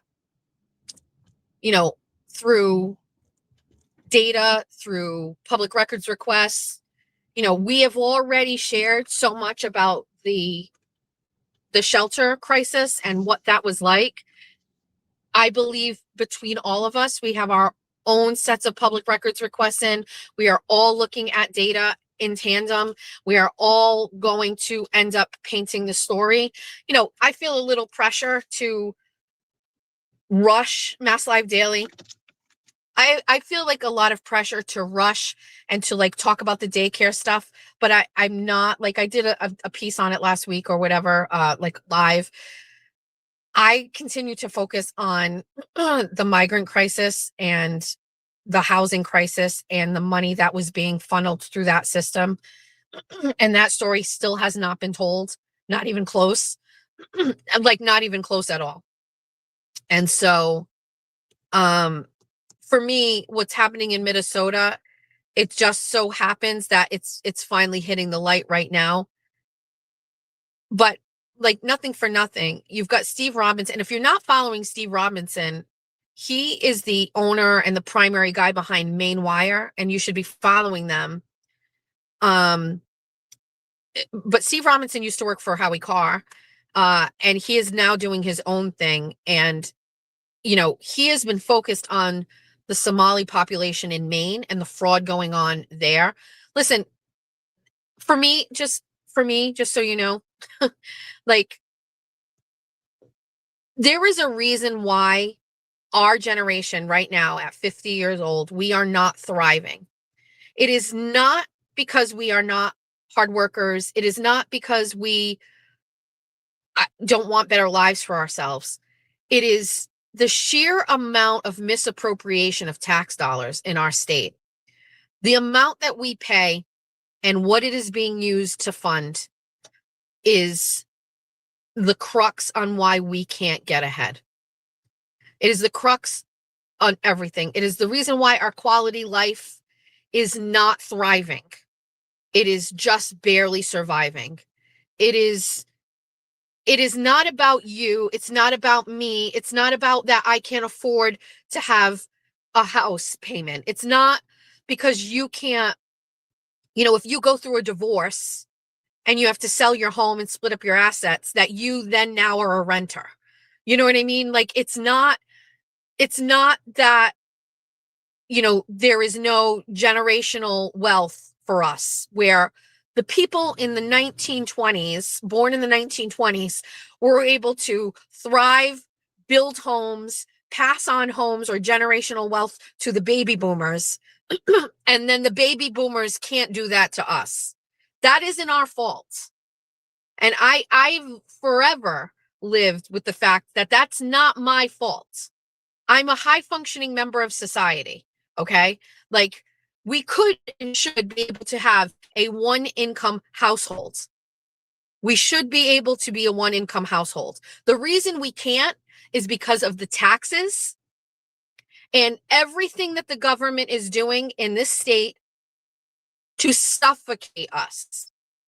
Suffocate us. There are states where this doesn't happen. And I hate to highlight this, but Massachusetts is one of the worst states in the country.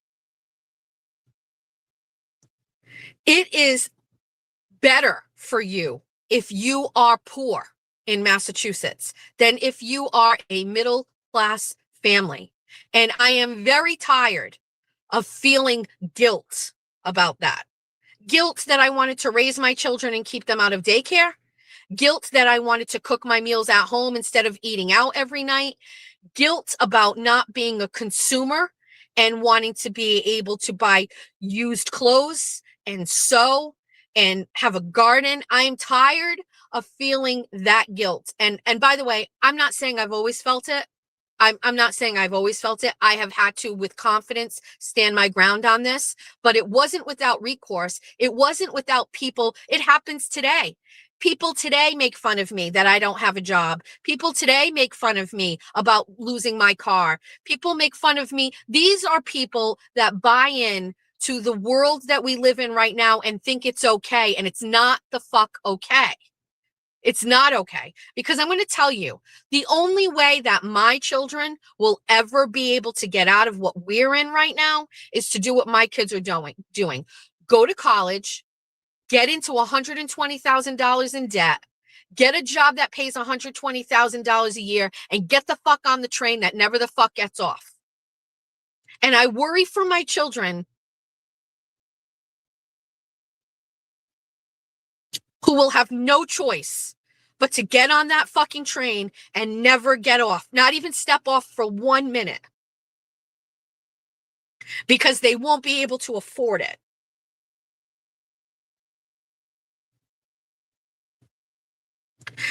And it is the elected officials in this state who perpetuate that. Carol Fiola, Alan Sylvia, Mike Rodricks, these Pat Haddad, these people have basically gotten rich over you getting poor while elevating people like migrants who cross the border with nothing to get a quality of life that is better than what you and I have. It has to stop. It has to stop. And the only way to get it to stop is to do exactly what I do in my town. Fucking get them out of office.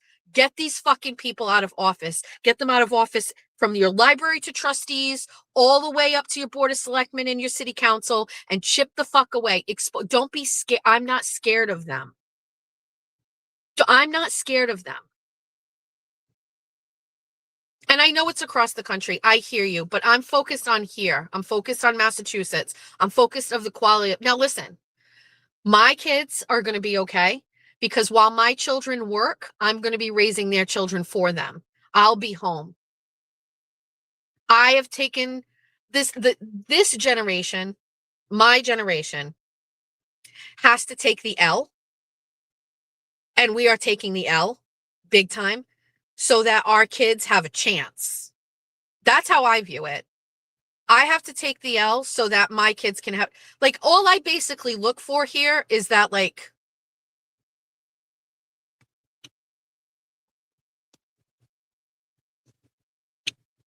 I don't know how to say it. I don't know.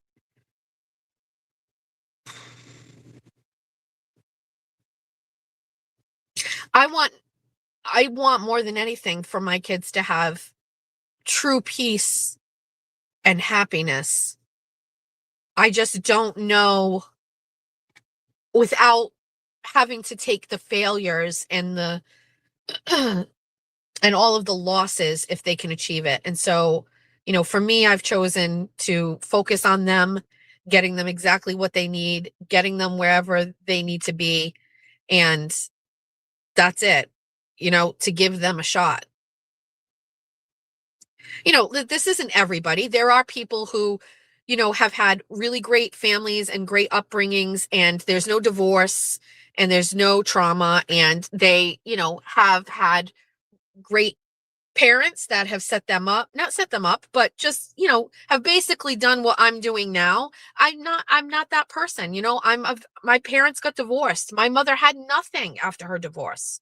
She certainly didn't have enough to pay the bills, not let alone to elevate me, not to help me. You know what I mean? Like, it's just no way. So, in a way, it's the blueprint on how to raise my kids. Okay. Like, we're figuring it out, Yeah,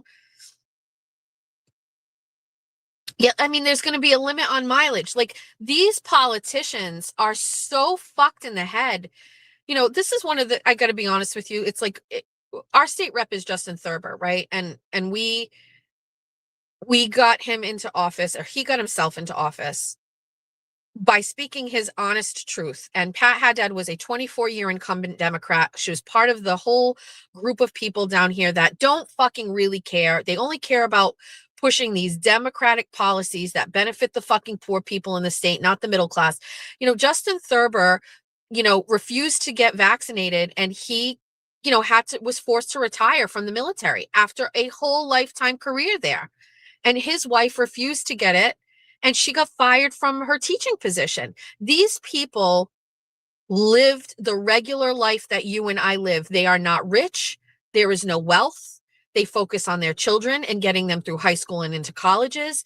They are regular people just like us. And you know what? The hardest part was getting his message out to people, getting him to shake hands with people, and he never stopped. And, he didn't have 1/10 of the money Pat Haddad had. She outspent him like 6-1. He had nothing. I was nervous. I was like, you don't have any money. Like, what are we going to do? Go to things, meet people, shake hands, tell your story, challenge her to a debate, which she didn't fucking do. These Democrats haven't had to debate in fucking years because nobody challenges them. So, like, then when you finally ask her, come and debate, what does she do? I'm not debating. She never debated once. People were like, that's enough for me. So, I don't know, like, listen, politics is a cruel, cruel game. It's bad. It's it's done some really terrible things to my life. The whole situation with me getting charged and those cases and the harassment stuff and all that stuff was going on was only because I was running for office. It never happened before I ran for school committee. It happened while I was running for school committee. So there's some bad fucking shit that has happened in my life because of politics. But it's worth it. Like, write my fucking obituary that way, bitch. Write it. When I'm gone, that's what I want written there. She stood in the face of like opposition and fought for what she believed in and took the L's for it over and over and over again. But what people don't understand is, like, that's my collection of shit. I collect all of that stuff. I collect those fights. That's my fucking story. And I'm proud of it. And I will do it again. I will probably do it again. I will do more of this. I will be bigger of a menace. Like, I don't care. All I care about is that there aren't a lot of people like me. I wish there were more people like me. I wish there was someone like me in every single city and town so we could all get together and then go back into our communities and carry out the plans and just work blindly. Listen, I'm going through it right now. Like, after the Kayla Churchill stuff, she kind of defeated our RTC. I didn't want to work. I felt like it was too much. I felt like she was never going to stop. And I just got demotivated and demoralized. And I told my committee that. I was like, I'm struggling. Should I step away? And at the end of the day, I was basically told, who else is going to do this? And I was like, there needs to be more of us. I need more of you in every single time. And I am no different than any of you. There is nothing special or different about me. You probably live where you live and you feel the exact same way. Like, but what are you waiting for? You know what I mean? Like, what are you going to do? You're just going to sit by? Or if you know somebody that's maybe on the cusp of doing something like this, encourage them. Support. If you can't be the person, then you better support the people that do it. I know, like, listen, I know. I just saw a comment where someone said, I used to be like you, but I got tired of being defeated. I know. You cannot give up. And also, I've also learned to embrace this, which I share with Aiden all the time. You can't win everything. You can't I mean, you can, but you can't win everything. So there's ebbs and flows to it. You know, there are highs and there are lows, but you have to just kind of keep going, I guess. So anyway, that's how I feel about that.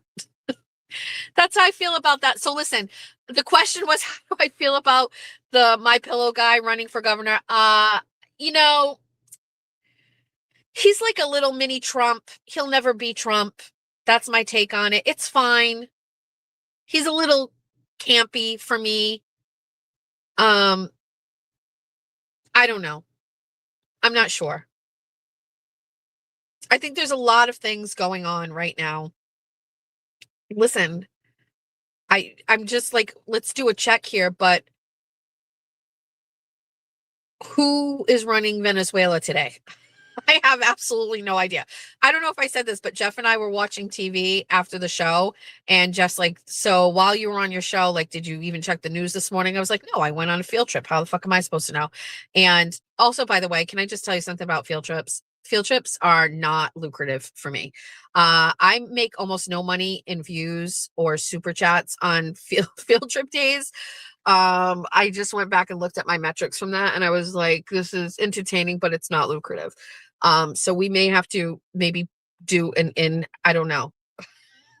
Like the metrics are showing like people leave and come back and leave and come back. And I don't know if it's good for the views. We have to look at the numbers again. They're fun. I know. So I wasn't paying attention to the news. I do the whole thing. And I was like, wait, can we do that? Can we do Venezuela? Can we do that? Can we just go and take them? And Jeff's like, I guess. I texted a friend of mine who's like really big into, like global politics and things like that. And I said, can we do that? And the response I got was, who's going to stop us? And I was like, great question. So I don't know. I listen to both sides of this. I listen to CNN. I listen to Dem sides of this. I listen to the people I hate about their take on this. And I have to sift through that and recognize a lot of this is because they just hate Donald Trump. Then I listen to the Republican side where it's just like these people are just like caressing his ball sack. Okay. I cancel that out. And then I look in the middle and I think we're okay. I think we are okay. I think we can. Just because people haven't doesn't mean that we can't. I think we can. I think we've done it before. I think it's great that we have a president that is actually looking at that kind of stuff and going, we've got to mitigate this. Let's fix it. And so I'm on board with it 100%. Yes.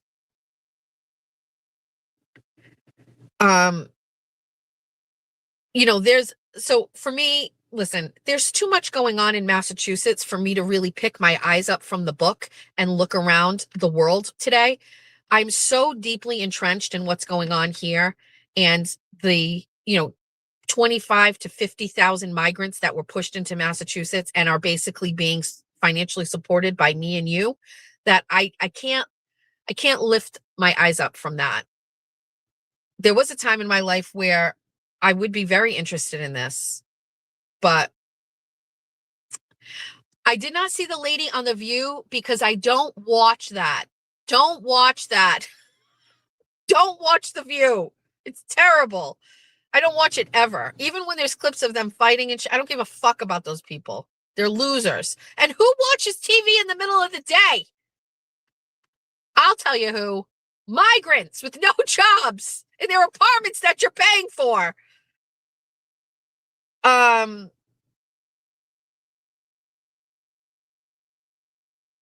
Healy abandoned the opioid crisis when she became governor. I mean, listen.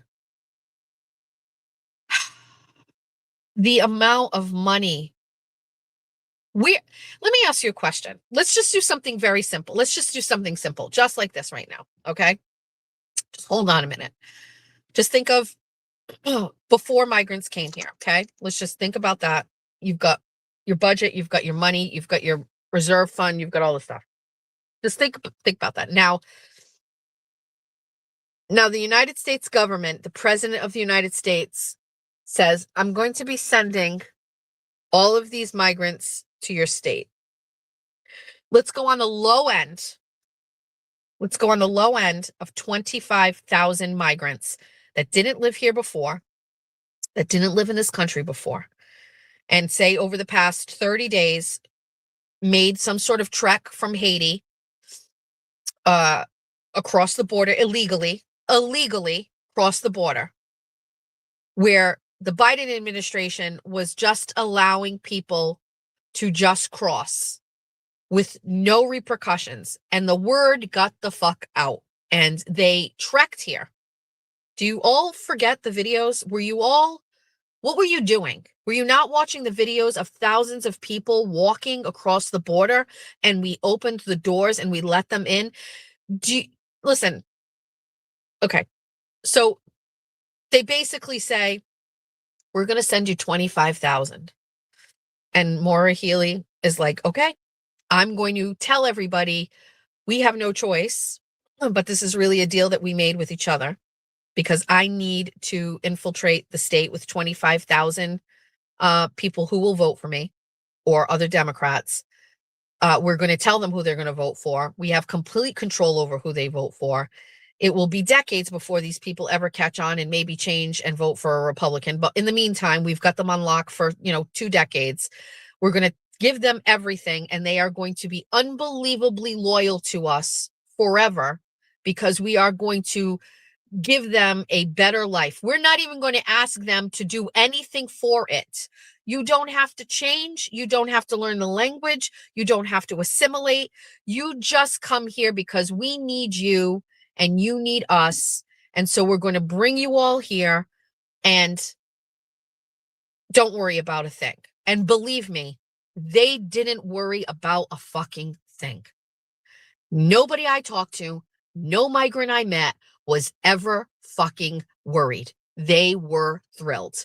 Everything was grand. Okay? There are 25,000 migrants that walk into the state with no job, no money, no skills, and a ton of dependents. Unlike you, they are having tons of children. And they are coming here with all of them. Many women pregnant on the trip here. You walk in, let's just say one person, you walk in and you are a woman with 3 children and you are pregnant. Your children are in utero, 2 years old, 4 years old, 6 years old. You come to the United States, they fly you to Boston on a plane with your children, and they bring you to a place where they are going to send you to a hotel where you're going to live for 2 years for free. You lived in a fucking hut in Haiti with a dirt floor, and now you are living in a hotel with a television, running water, carpets, beds, laundry service, food, and we're going to give you a phone. We're going to give you a debit card. We're going to give you cash. We're going to give you 3 meals a day. You're going to get the internet. You're going to get cable television. You're going to get laundry service. You're going to go to the doctor. You're going to go to the dentist. You're going to get glasses. You're going to get a lawyer who's going to help you become a citizen. Your children are going to go to school. We're going to put them in school. You're going to get a bus that's going to take you to school. You want to go to get groceries? We're going to get you a car and it's going to drive you there. You need clothes for your children? We're going to give you clothes. You have a baby? You need diapers? We're going to give you diapers. You need formula? We're going to give you formula. We're going to do all of this for you for 2.5 years until everybody says, how much longer can we leave these hotel shells open? And then the governor is going to say, don't worry, you're okay. We're going to move you out of the hotel and we're going to find you an apartment. And now they move you to a brand new apartment building with bedrooms, living rooms, kitchens, and bathrooms, brand new floors, brand new walls, in a beautiful new building. Don't worry, you don't have to work. Don't worry, we're going to move you there. We're going to pay for somebody to pick you up, and we're going to take you and your children to your new apartment. Don't worry, you don't have to pay for it. We're going to pay for you. We have a program. It's going to do it for you. It's time to have your baby. Don't worry. You don't have to pay for that. Wait, you have another baby? You can't work? Don't worry. You're going to get childcare vouchers. You're going to be able to have your children go to before school and after school programs, and we're going to pay for them. Don't worry, you don't have to work. As long as you have a baby or a child, we're going to take care of you. Don't worry, you don't have to work. Don't worry, you have food in your refrigerator. Don't worry, take this card and go to the store and buy food, and take this card and go buy clothes. Don't worry, we're going to give you debit cards and you can use those for Ubers so you can get around. Am I missing anything?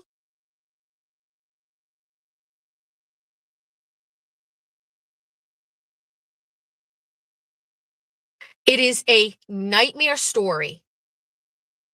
While people like me, you, and everybody else is faced with, you know who doesn't worry about utility bills?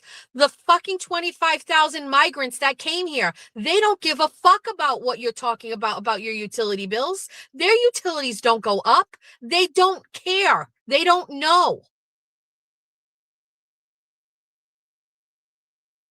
It's crazy. This is crazy. This is not like a humanitarian effort. This is not like me being sympathetic to people who want a new life. My family came here. They wanted a new life. They fucking scraped it out and worked. What kind of success story are we setting these people up for if they are dependent on the system? And by the way, it's your tax dollars. Look at your paycheck. That money is what is paying for this and financing it. And they don't give a fuck. More money was spent on the migrants than anything else. Billions of dollars. Fuck off.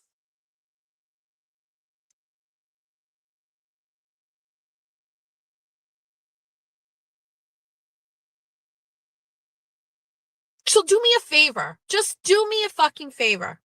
Just don't vote for her this time. Vote for Mike Keneally and just try. I bet you it will be better than this. And the reason for this is because of local elections, local politicians that just get elected because nobody fights them, nobody stops them. They just go in, and we're all just, people just don't care. Complain and you're called a racist. I'll take it on the chin for all of you. Call me a racist. I don't care if these were white people. Do you understand? I don't care if they were white people. Infiltrating a state with 25 to 50,000 people who are dependent on the system is not racist. And by the way, I was saying this about the welfare system years and years and years ago. And the worst part about it, The worst part about it is that when a middle-class family that just tries every single day falls on hard times, there is shit for them. There's fucking nothing for them. You get nothing.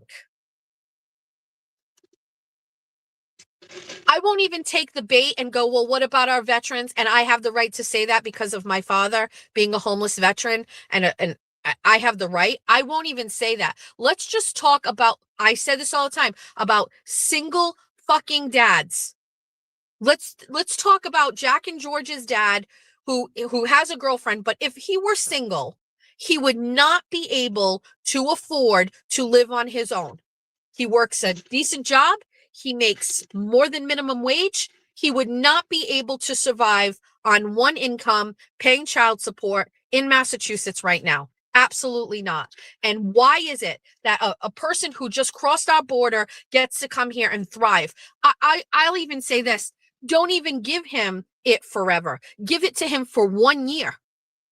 Allow him to work full-time at his job, and for 1 year, put him up in an apartment and pay for everything. Give him the food, give him the insurance, give him everything for 1 fucking year, and let him save the rest of his money and give him a head start.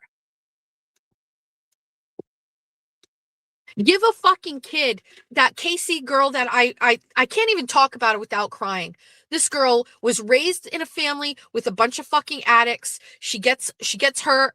She becomes an addict. She goes to rehab. She beats it one time because she believes you don't have to constantly go back, that the system is designed to make you go back over and over and over again after relapsing. She beat it one time. And here is this girl. She's out of rehab. She has been thriving. She gets her kids back. She's working a full-time job, making $21 an hour, and she cannot thrive. Her rent is fucking almost $2,000 a month. She gets no food stamps. She gets no utility help. She gets fucking nothing. And every single day, that girl is carrying on her shoulders that she was an addict and she could easily give up and go back to being an addict, give her kids back to the system, and she is just going to fucking lose it all. And every day this girl wakes up and she's going, I can't thrive. I can't afford it. I cannot afford to thrive. And that's her just looking to thrive in a regular, like, everyday situation. People want to like get at me and say something to me about like YouTube or whatever. I'm going to tell you something. I am doing what I can for my family. This is the best thing for my family. I could cry about it.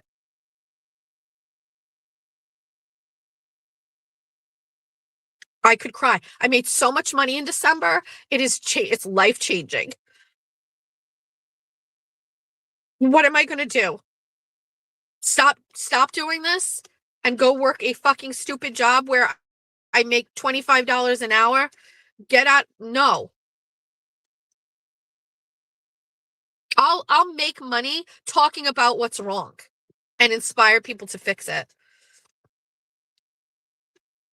I know. I hope I didn't say that in like a bragging way or whatever. Like, I don't mean to say it that way at all.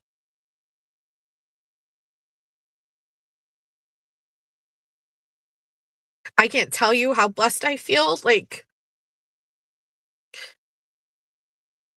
every day I feel that way.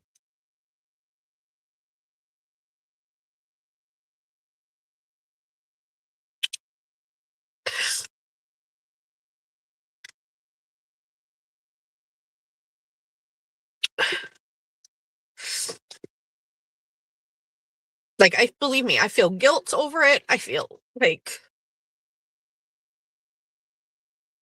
but at the same time, I'm like, wait, am I getting to like use my talent and I'm getting to do things and I can get out of a life of just barely getting by and maybe thriving a little bit? Like, what do you think the first thing I'm going to do with the money? I'm going to like pay bills and like fix things in my house and get George a car and like help my kids have better things and like lives and pay for Georgia to go get her driving lessons, which her dad said he was going to pay for and he never did. Like, what, it's just, I don't know. I'm sad about it because I want to be overly happy and thrilled about it, but I feel guilty about it. I don't know.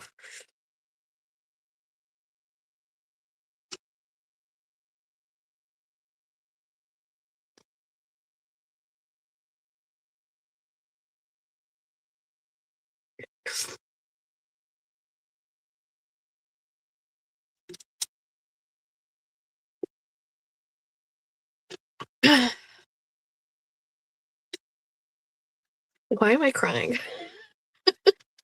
I appreciate the cry because it's a real problem I'm having right now. It's a real thing I have to work through. Like,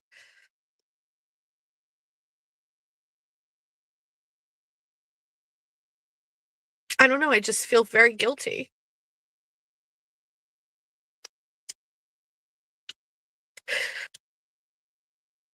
I think I feel guilty because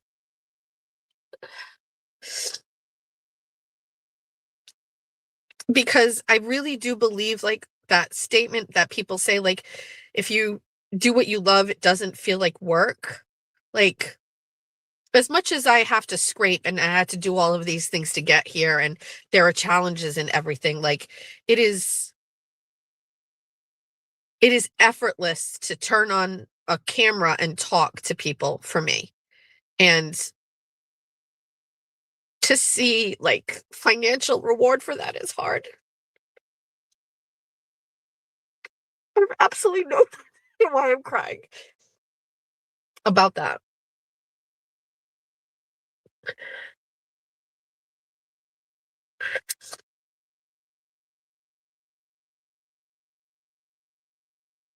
I'm excited to fix my dishwasher that has been broken for 5 years.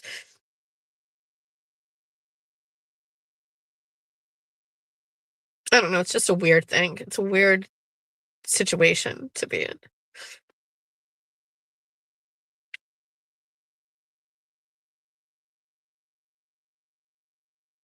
Anyway.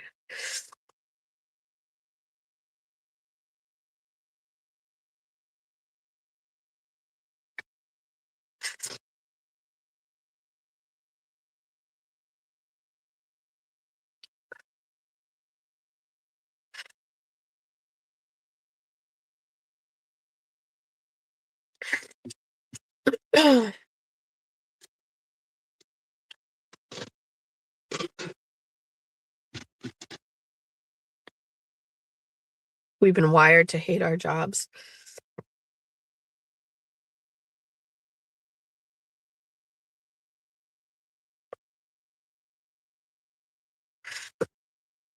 I'm not apologizing. I just don't know.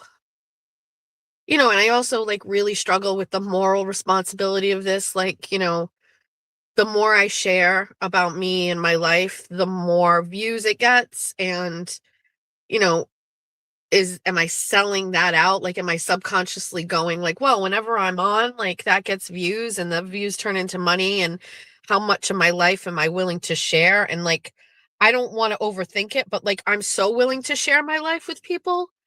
I don't even know, like, I guess a lot of people may have boundaries, but like, I really just like to share to share like my stories, and I like to share like my thoughts and my likes and stuff. So like, for me, like, I guess there is some sort of I mean, I'm not going to let you like come into my bedroom. You know what I mean? Like, I'm probably never going to show you arguments. I'm not going to like, there are some things that I can't talk about, but is there really anything wrong with sharing my life with people? I don't know. It's a part of the reason why, like, I'm not saying I'm different than other people that are doing this, but like, I don't feel like anybody, I don't know.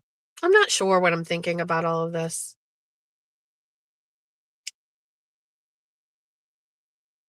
I think, I don't know. So no sleepover, bunny sleepovers. I think, you know what I think is that I got to be honest with you, and I hate to bring it back to like childhood trauma and stuff like that, but like I've got to be honest with you, like, I really always felt like I was very alone in a lot of things that were happening to me. And it feels very comforting to have people that say, I feel the same way. You know what I mean? It feels very comforting to hear people say, I do that too. I like that too. I felt that way too. That happened to me. And how else am I going to know that unless I share it? How else am I going to know that, like, you know what I mean? Like somebody went through something unless I go, well, I went through this. Then the person is going to go, I did too. And then I feel better. So there's no way for me to figure it out. How am I going to know that somebody else has gone through? I mean, I guess I could just have a blanket feeling that, listen, I can't be the only one, but I do have that feeling. I can't be the only one that experienced this. I can't be the only one that feels this way. I can't be the only one that wants this. So I just talk about it and share it. And then I see people and they go, oh, I felt that way too. And they go, oh, that makes me feel better. I remember many, many years ago, long time to go. Oh, it's hard to believe. I feel like maybe eventually I'll run out of stories, but probably not. Many, many years ago, I started a blog called Mom Interrupted. And I'm very sad it is gone. I wiped it off the internet just before I went and got a job at Bank of America. And it was really just this. It was just me talking, but in written form. And I included pictures. I can still see it in my head. I can still see some of the early posts and the photos and all of those things. And listen, nobody knew who I was back then at all. It was back when my children were babies and I would just write about life. And there was a guy who was a cop in Fall River. He's since retired. He was one of those nosy cops. I used to see him at the Belmont Club. And one night I was out and he said, oh, here comes Mazza.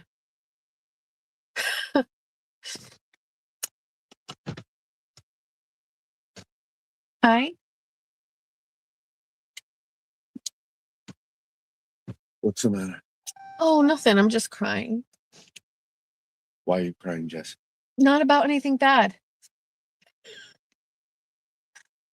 It's not about anything bad. There's no camera on. I was just feeling guilty about like success and stuff. Feeling guilty about. I don't even understand those. How do those words go together? I don't know. Just feeling a little guilty about it. Like in all the money and stuff. Just feeling guilty. I don't know if guilt is the right word. I'm just feeling overwhelmed.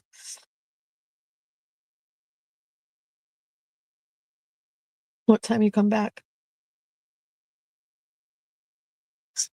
Time was it?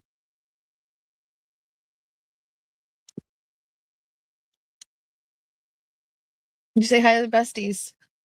Yeah, we're on. We're on, but no camera. Just say hi. What? Yes. Just say hi. Hi. Bye. Bye.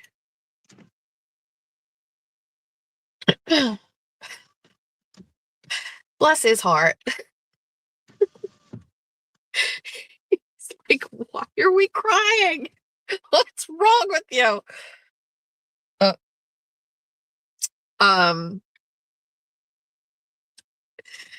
Jeff threw me for a loop again this morning. You saw it last week because I was on in the mornings before I left. But I came downstairs and Jeff's work truck was still here and he leaves for work very early in the morning on Tuesdays.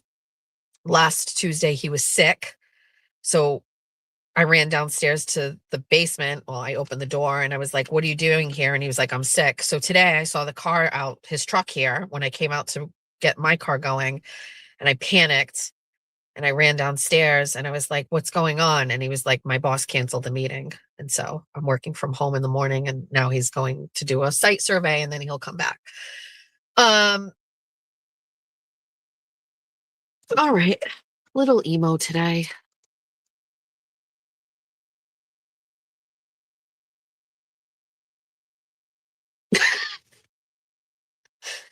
He was murdered again. Again. Ah. Uh, let me read some comments.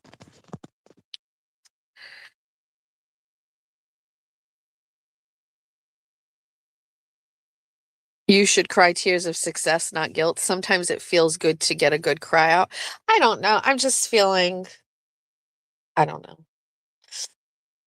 By the way, I know like I'm saying like it's a lot of money, but like it's just more than what I've had. So after working at Fall River Reporter and making fucking peanuts, working at WBSM and getting $20 an hour to be on the radio show and like, ugh, it's just, anyway. Yes, there will definitely be days where I'm feeling really fucking great about it. Today I'm feeling a little, I don't know, almost emos. Jeff was definitely confused. You guys couldn't see it, but he walks over to the car and I'm crying. He's got that look on his face like, what the fuck now? What happened now? What video dropped now? What troll on the internet now? What is happening? What is for dinner tonight? I am going to try to make minestrone soup. I don't know how I'm going to do with that, but we're going to try. That's the plan for dinner tonight.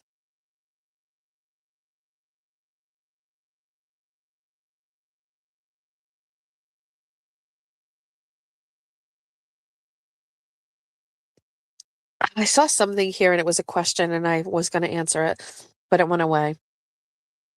He didn't know I was trolling myself. Cyberchick has a show tonight at 6. That's dinner time, but I will try.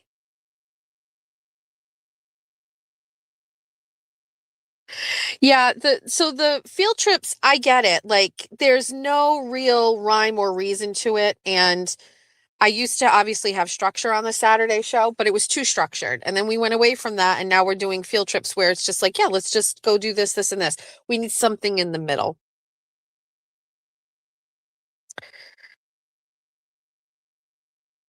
Chili and cheddar biscuits, are those the ones that you can buy in the box, the ones from the restaurant? I have 2 boxes of those in my refrigerator. Dr. Trey 7, have a really great day.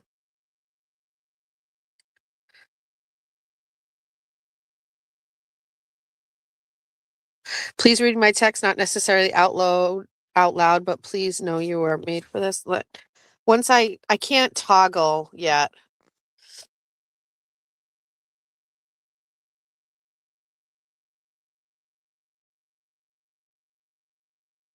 I have a lot of text, but I can't open. TT's texting me. I can only see like, you know what I mean? Like the notification on my phone so I can pull the menu down and I can see like the first couple of words. I can't see anything. All cried out over you, like as in the song. All right. Ooh, cottage pie. I love cottage pie. I've never had it, but I've seen multiple Instagram stories about cottage pie. What else something else is going on today. Today's Tuesday. I can't remember. I will update you. Yesterday, I went to the studio and I went with Jack and it was a tough thing to do. And listen, there's really no reason to Dr. Phil it. I went to the studio and I get very sad going there. I get sad thinking about like the potential it had and what I loved about it and how luxurious it was. And, I'm not cramped in a room and there's no interruptions. And I know you guys love the home studio much better because the opportunity of interacting with my family exists and it didn't at the studio. I am 100% on board with that. And I absolutely agree with you on it. It's certainly easier just to walk upstairs and go into a room than it is to get in a car.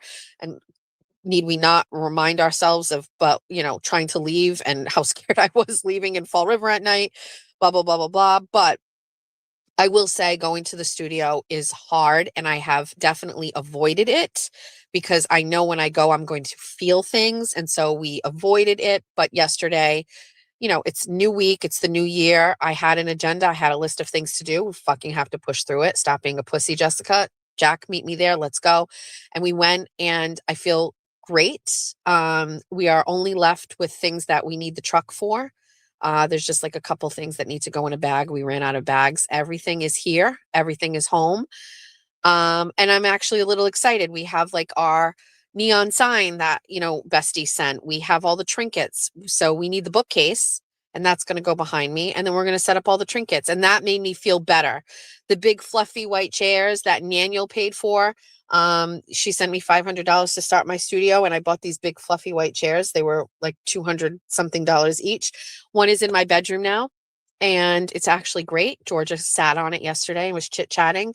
The other one is packed, with the stuff that needs to be moved, but we fit that one in my Jeep yesterday. And I'm feeling fine about it. It sucks, but I'm over it, and I feel better. So now everything is all basically just put right into the front, and it just needs the truck, and we're going to go on Saturday and get it all out. It's going to take a couple of trips, but I feel great. I feel much better, and I'm happy about it. And I also, have all of these things and memories from all of the shows, and I love looking at them, and I can't wait to put them all up on that bookshelf Georgia and I built and just be done. So I'm happy, and I'm glad that I got it all done. And that's it. Does anyone know how we send Jessica trinkets? Just so you know, this all started with doing show and tells and unboxings, and also that I like to, which people love to share and exploit, that I steal things from places. I just take little, trinkets, little souvenirs. But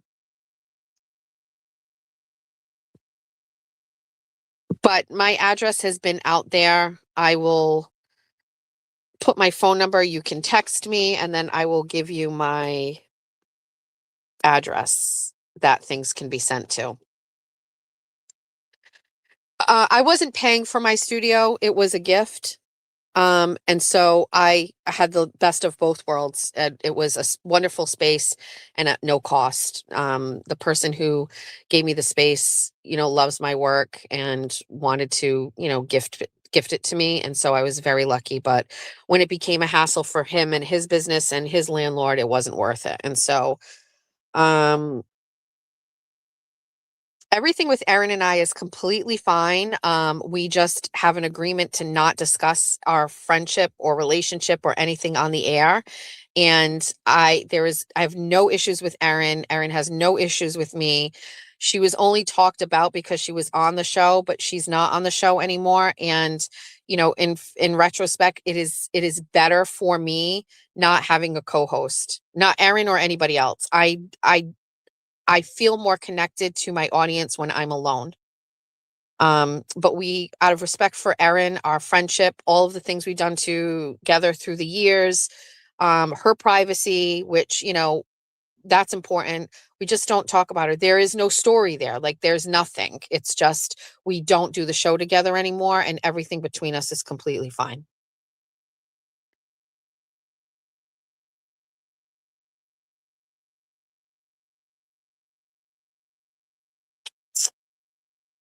Kit Kat Suki Cat is saying, please hit the like button.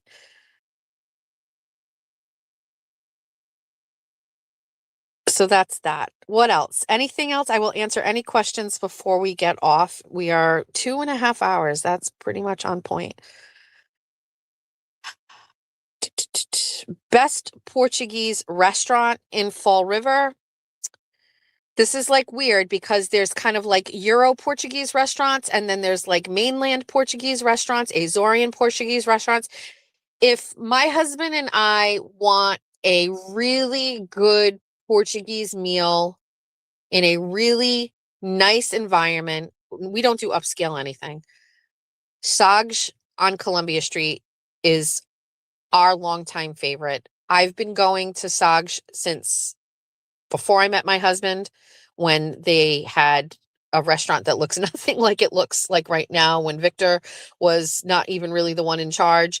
And they went through a complete renovation and it's absolutely beautiful inside, but the food is consistently the same. There is a meal there that I die for.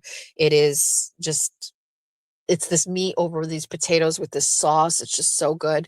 I like Saj. I don't go to Portuguese restaurants to eat a lot. As much as my husband loves Portuguese food, I'm not a real big Portuguese food girl. If I've got a choice, I'm going for seafood somewhere. Um, but if you're looking for, I would say, a more like casual home style feel Portuguese food, I would probably say Carvela is probably the go-to. That's like, I think they're good. I think they're good. Don't sleep on Fall River Grill. They have really good Portuguese food at Fall River Grill. Um, I've never tried Indian food ever. I have a problem with curry. I don't like curry. It's just, I don't like it.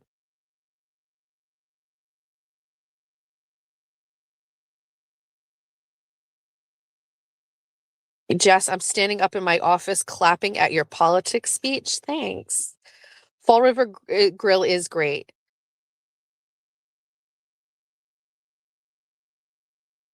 White women's tears that Jimmy was speaking about. Fall River Grill has fallen off. I haven't been in probably a year. I will say that. Also, TA restaurant is good. TA, that's good. I mean, we have so many. I'm just being honest with you. If I'm going out to dinner, I am not going for Portuguese food. Rest in peace to my husband, but I'm like, you've had a whole life of it. Who is your favorite teacher? I went to Catholic school. My favorite teacher of all time was Mrs. Benoit. She was my second grade teacher, and she always recognized what a great artist I was. I don't know, actually. It's hard for me. I don't remember a lot of my teachers in high school because I moved a lot. I went to a different high school every year in high school. So I went to Durfee for my freshman year, and then I went to a different high school. I went to Medill Bear. Uh, and then I went to Pennsbury High School, then I went to Council Rock High School. So I went to unfortunately a bunch of different high schools, moved around a lot. Trying a new shampoo today to color your hair, I think I saw. I'm into like doing things ourselves cheaply, but no shade at the women who spend the money getting their hair done. They look way better than me. You can really give a passionate speech off the cup. I am in a similar state and it burns me every day with the taxes. Yes, Bucks County. Wait, Right Sun 750. How do you know Bucks County? I lived in Yardley and I lived in Newtown. By the way, if anybody knows who Alex Cooper is from Call Her Daddy, that podcast, Alex Cooper went to the same high school as me in Pennsylvania in Newtown, Council Rock. For that 1 year I went. 1.5 years. There is a restaurant in my eyesight that I am going. You're in Bucks County. I was just telling my husband that when we go down to Philadelphia, which we do a lot, we're probably going to go again this year. Yeah, Alex Cooper went to Bucks, went to Council Rock High School. She graduated from there. Um, King of Prussia, King of Prussia Mall was crazy. Um, when we go down to Philadelphia, I would like to go back to New Hope, Pennsylvania. I'm sure you know down there, but like people up here don't know. But New Hope is like this really great like destination place with shops, and it's near water, like a river, and it's just really charming. Raging liberal, I think now. It wasn't back then, but I think I'd like to go back to New Hope.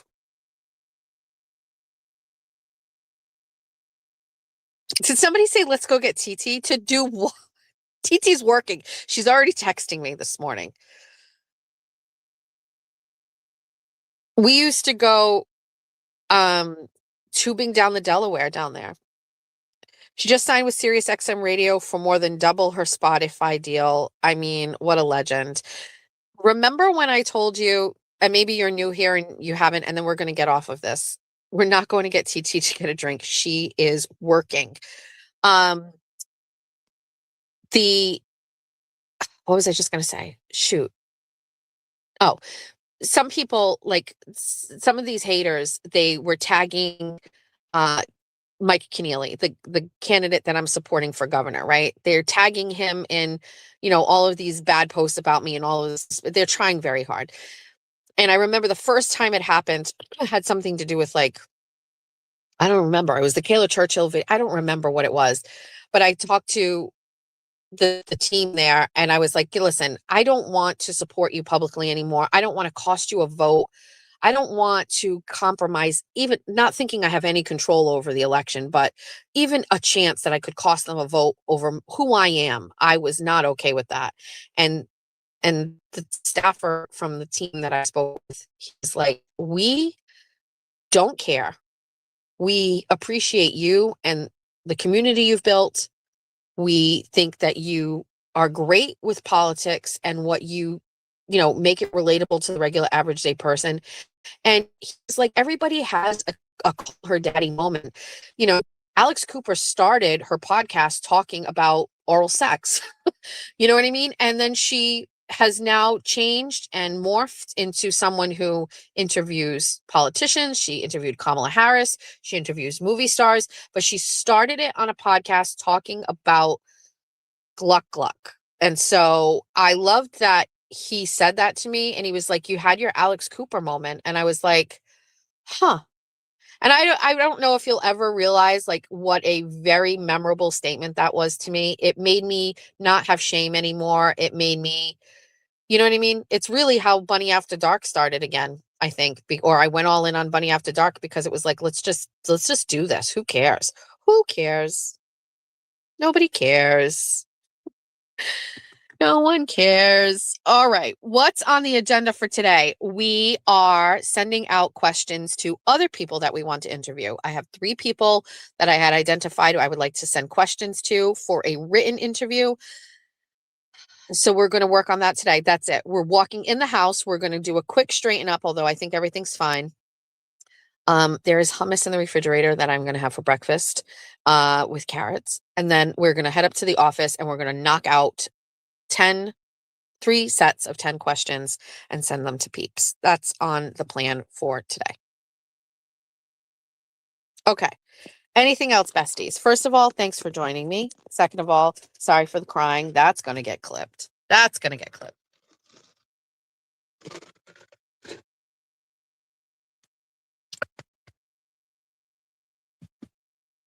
Political show starts next Tuesday.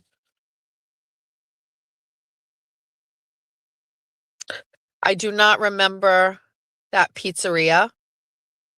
Jess TT called me and said she wants to go to the casino. TT is working.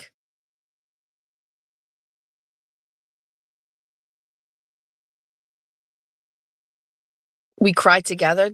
I sound like a pussy in that, but I'm just emo today. I'm feeling all of the feelings. It will rebound and I will start feeling like a badass shortly and be like, fuck you guys. You wish you could do this shit. Fuck you people who hated on me for so long. You think you can stop me. Fuck you. Fuck you, Greg, stepdad. Fuck everybody.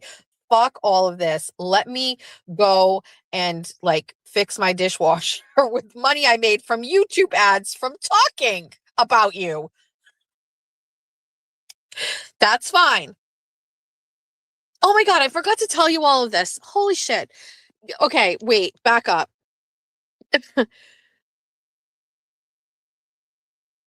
Back up. Okay, yesterday I went on Instagram during the day. I never go on Instagram during the day, but there's some crazy shit happening right now that has my attention. We're going to talk about it tomorrow on Bunny After Dark. I'm going to play videos. Okay, just take my word for it. Okay, here's why I was scrolling on Instagram. I just needed to deregulate.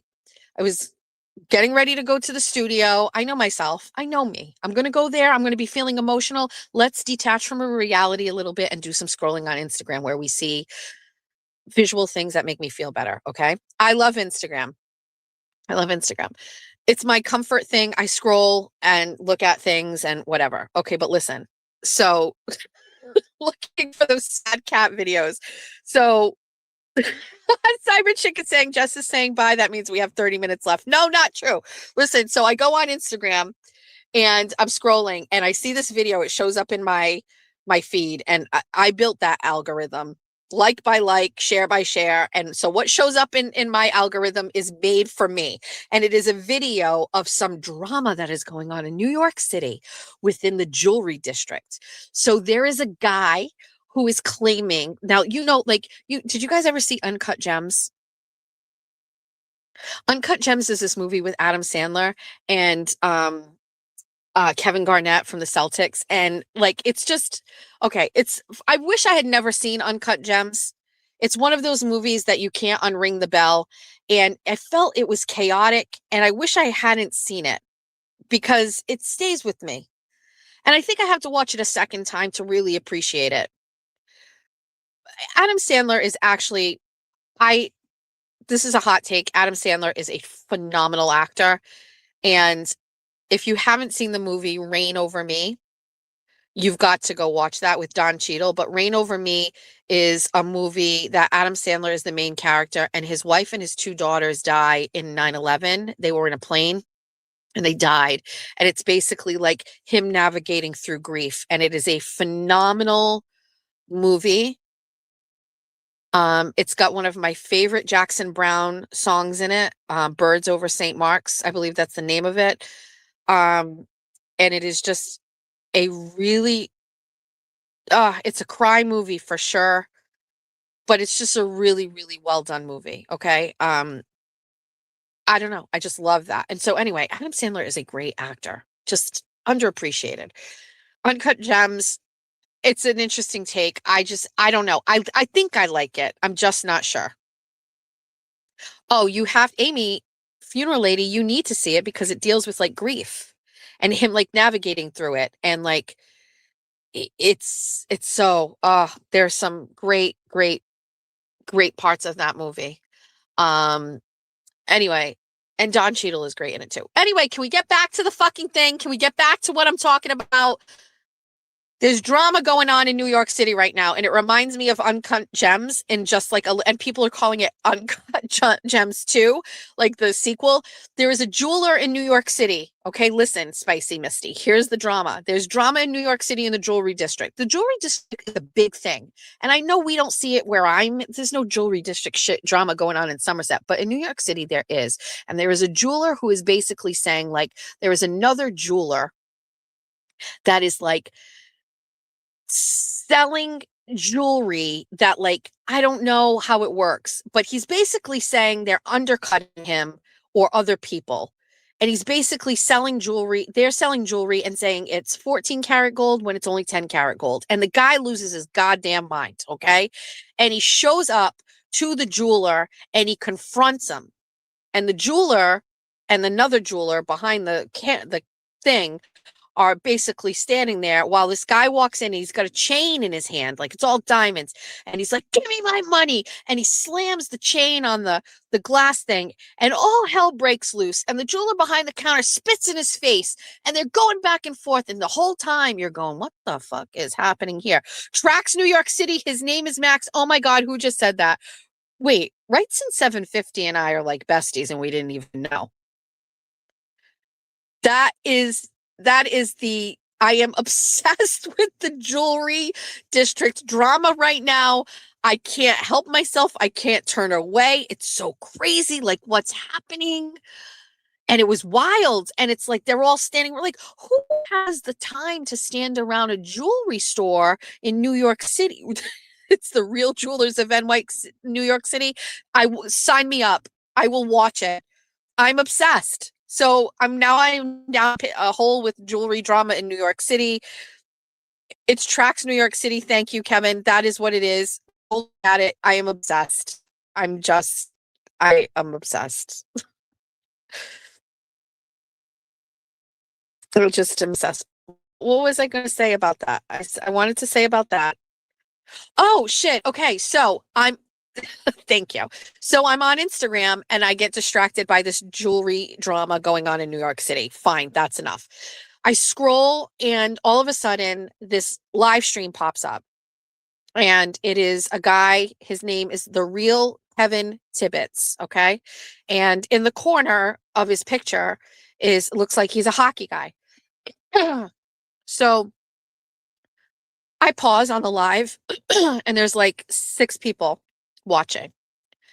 And there's this guy, he's like in an Adidas tracksuit or a tracksuit, and he looks like he's in a basement or something. And he's smoking weed, like he's holding like a blunt or what's left of it. And he's got a Boston accent or whatever. And he's like, and he's talking. And I was like, what the fuck is going on in this thing? Right? Right? What's going on here? I have no idea who this is. All of a sudden, he steps away from the camera, which is on a stand. He's not holding it. It's got a stand. And he goes to the door and he's like, hey, and he's screaming. And it's a dog he's yelling at, and the dog comes in. Okay, now listen. I type into the comment section, what's going on here? And he comes back over and he looks and he goes, oh, Viva Bunny. That's my Instagram handle. I'm private, so don't even ask. Viva Bunny. It's a good picture of me. And he goes, oh, Viva Bunny, welcome. What are we going to do? You're going to show us your beaver and do some finger blasting? And I go, Jesus Christ. And I type Jesus Christ. And he fucking spits out his coffee when he reads it. And he's like, that is the funniest shit ever. She says, Jesus Christ, somebody clip it for me, right? So I'm going, what is going on here? So I step away and I go to the top of the stairs and I go, Jeff, I was like, who's Billy Tibbets? And he goes, what? And I go, is Billy Tibbets a hockey player? And he goes, he's a hockey player. And I went, a real one in real life? And he goes, yeah. And I went, where? And so Jeff's like, I don't have time to look this up now. So I go back over and now I realize this is a former hockey player. Okay. And he's got some beef with 2 other people. Bean Shooter, right? Who is a guy who does a podcast, Boston Bean Shooter or whatever.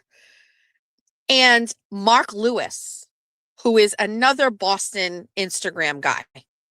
And I kind of like Mark Lewis. I've been following him for a very long time.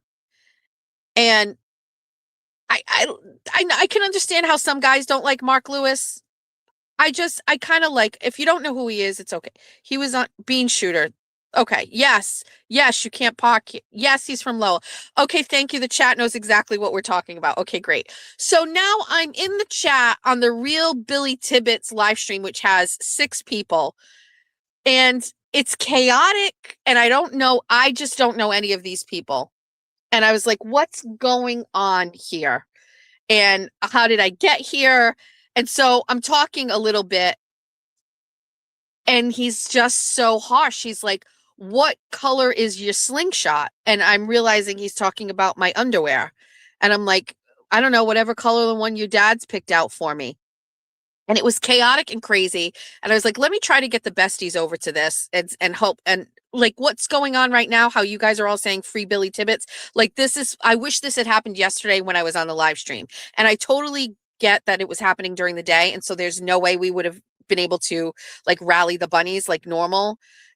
Listen, I'm not kidding. It is absolutely unhinged craziness. And I am sorry, but yes, you've got my attention when you're talking like this, smoking weed in a tracksuit on a Monday afternoon. It's just craziness. It was so unhinged. I couldn't look away. And then I had to go to the studio, so I had to go. Oh, Aiden has done articles on him. I'm behind on all of this then, apparently. Okay. Well, I don't know what I've built for an algorithm, but it is insane. It is showing me New York City jewelry drama and Billy Tibbets. He sued the town of Scituate. I got to go down a whole dark hole about this. He was in prison with another guy Turtle Boy wrote about, Josh Abrams. Josh told everyone he beat up Tibbetts, but the other way around for real. They are old articles. This is crazy. What? I just thought Free Billy and the Trap. What is this? I need an education on Tibbetts. It just showed up. It just showed up on my algorithm. Oh my God. What? What? Monica Lopes, I just scrolled up and he was doing a live stream. I'll take a bait for 15 seconds. And what are you showing me? And he's this guy in a tracksuit smoking weed, calling for a dog outside. And I was like, what's going on here? And then he goes right from seeing me say that to go, show us your beaver and are you going to finger blast it? And I was like, Jesus Christ. And I was like, what the fuck am I dealing with here? It was absolutely crazy. ECAT, have a great day. I've got to go. I'm not going to give in to Cyber Chick Boston telling me that I'm going to be here for another half hour. We're done. You will have hours of viewing pleasure. Read the articles. Okay, I'll add it to the agenda for Bunny After Dark tomorrow. Perfect. Okay. All right, besties. Thanks for joining me. This has been fun. No, Erin, not one more story. We got to go. I have to work. Cyber Chick Boston is my mod. She is doing a live stream tonight at 6 p.m. What is it about? Can you tell us?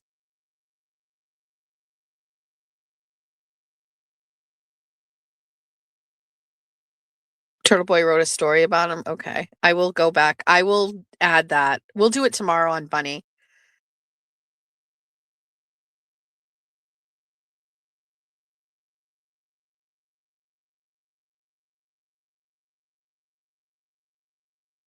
Thank you for suggesting everybody like it. All right, I've got to get into the house.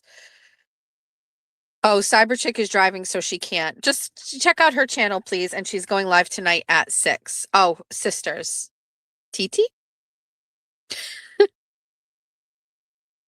Also, I am feeling more and more like Saturday, March 14th is definitely our meet and greet. I spent a little time thinking, digging, and asking TT questions about this, and I think it's going to be great, and I think you're going to love it. And so we've got to figure some stuff out. We've got to ask some questions. We've got to make a couple calls, but just pencil in Saturday, March 14th for our meet and greet. I know that's a couple months away, but still, just pencil it in. It is St. Patrick's Day weekend, but that's because it's my birthday weekend. My birthday is the 15th. TT's birthday is the 15th. So, and TT will be there. TT wants to go to Savers. TT is at work. She's not even on the internet right now. Don't forget Facebook. Thank you, Misty. Amy, Funeral Lady, made a group. It's called Bestieverse, I believe it's called. You've got to answer a couple questions. Don't worry, you'll know the answers. The first Meow Meow song is Phantom of the Opera. The game my parents played was Pente. I think that's a couple of the ones that were difficult, but you'll get it. Your birthday is also the 15th. Bestieverse, thank you. And thank you to Amy. I asked her, she willingly is taking this on. If you guys get out of control, we are fucking shutting it down because we have to protect Amy at all costs. Also, please follow Amy on TikTok. Her name is Funeral Lady. She is a sponsor of my show and all of my work. And now she is taking on running a Facebook page with all of you. You got the song wrong. That's okay. Soft soap is my face wash. I'm actually excited about the group too. It's definitely the thing I need to get back to Facebook. I very rarely share on there anymore. And it's a different community than X for sure. So, and also we do have an Instagram page. It's Jess Machado Show. I'm very rarely on it, but I have to work on that. So that's it. Did you say Bigfoot? I've got what? Phil is that Phil right there is the Phil that I'm going on the show on Thursday. So don't forget. So tomorrow we'll do 24 and 24 as regularly scheduled. We do Bunny After Dark tomorrow, but it is later than usual. So instead of 7, we're going to try for 8:30. Okay. I originally said 9, but I'll schedule it as soon as I get an idea of what time my meeting is over. So I apologize if it's later than usual. And then on Thursday morning, we're going to start off by going on Phil's radio show at 7:30. And by 8 o'clock, we will transition over to 24 on 24. And then Friday is regular 24 on 24. We'll see what happens Friday. And then on Saturday, we have regular Jess Machado show, which is actually going to be a regular one. Love your Alex and Ani. I started the show by saying, if you have an Alex and Ani graveyard and you would like to get rid of them and they're just sitting around, Georgia has now taken up wearing all of my Alex and Anis. I think she has 8 of them and she is looking for a stack. So if they have no home and you just don't care about them anymore, send them to us and Georgia will lovingly polish them and wear them because she loves them. Okay. Besties, have a great day. Thank you to my mods. Thank you to Funeral Lady. Thank you to Phil. Thank you to the laugh. Sorry for the crying. Feeling emo today. Feeling blessed. Feeling very happy and relaxed and also excited about the year and all of the things. Did somebody say Jesus take the wheel? Take it from my hand. You threw yours away. No. All right, bye. Have a great day. See you tomorrow.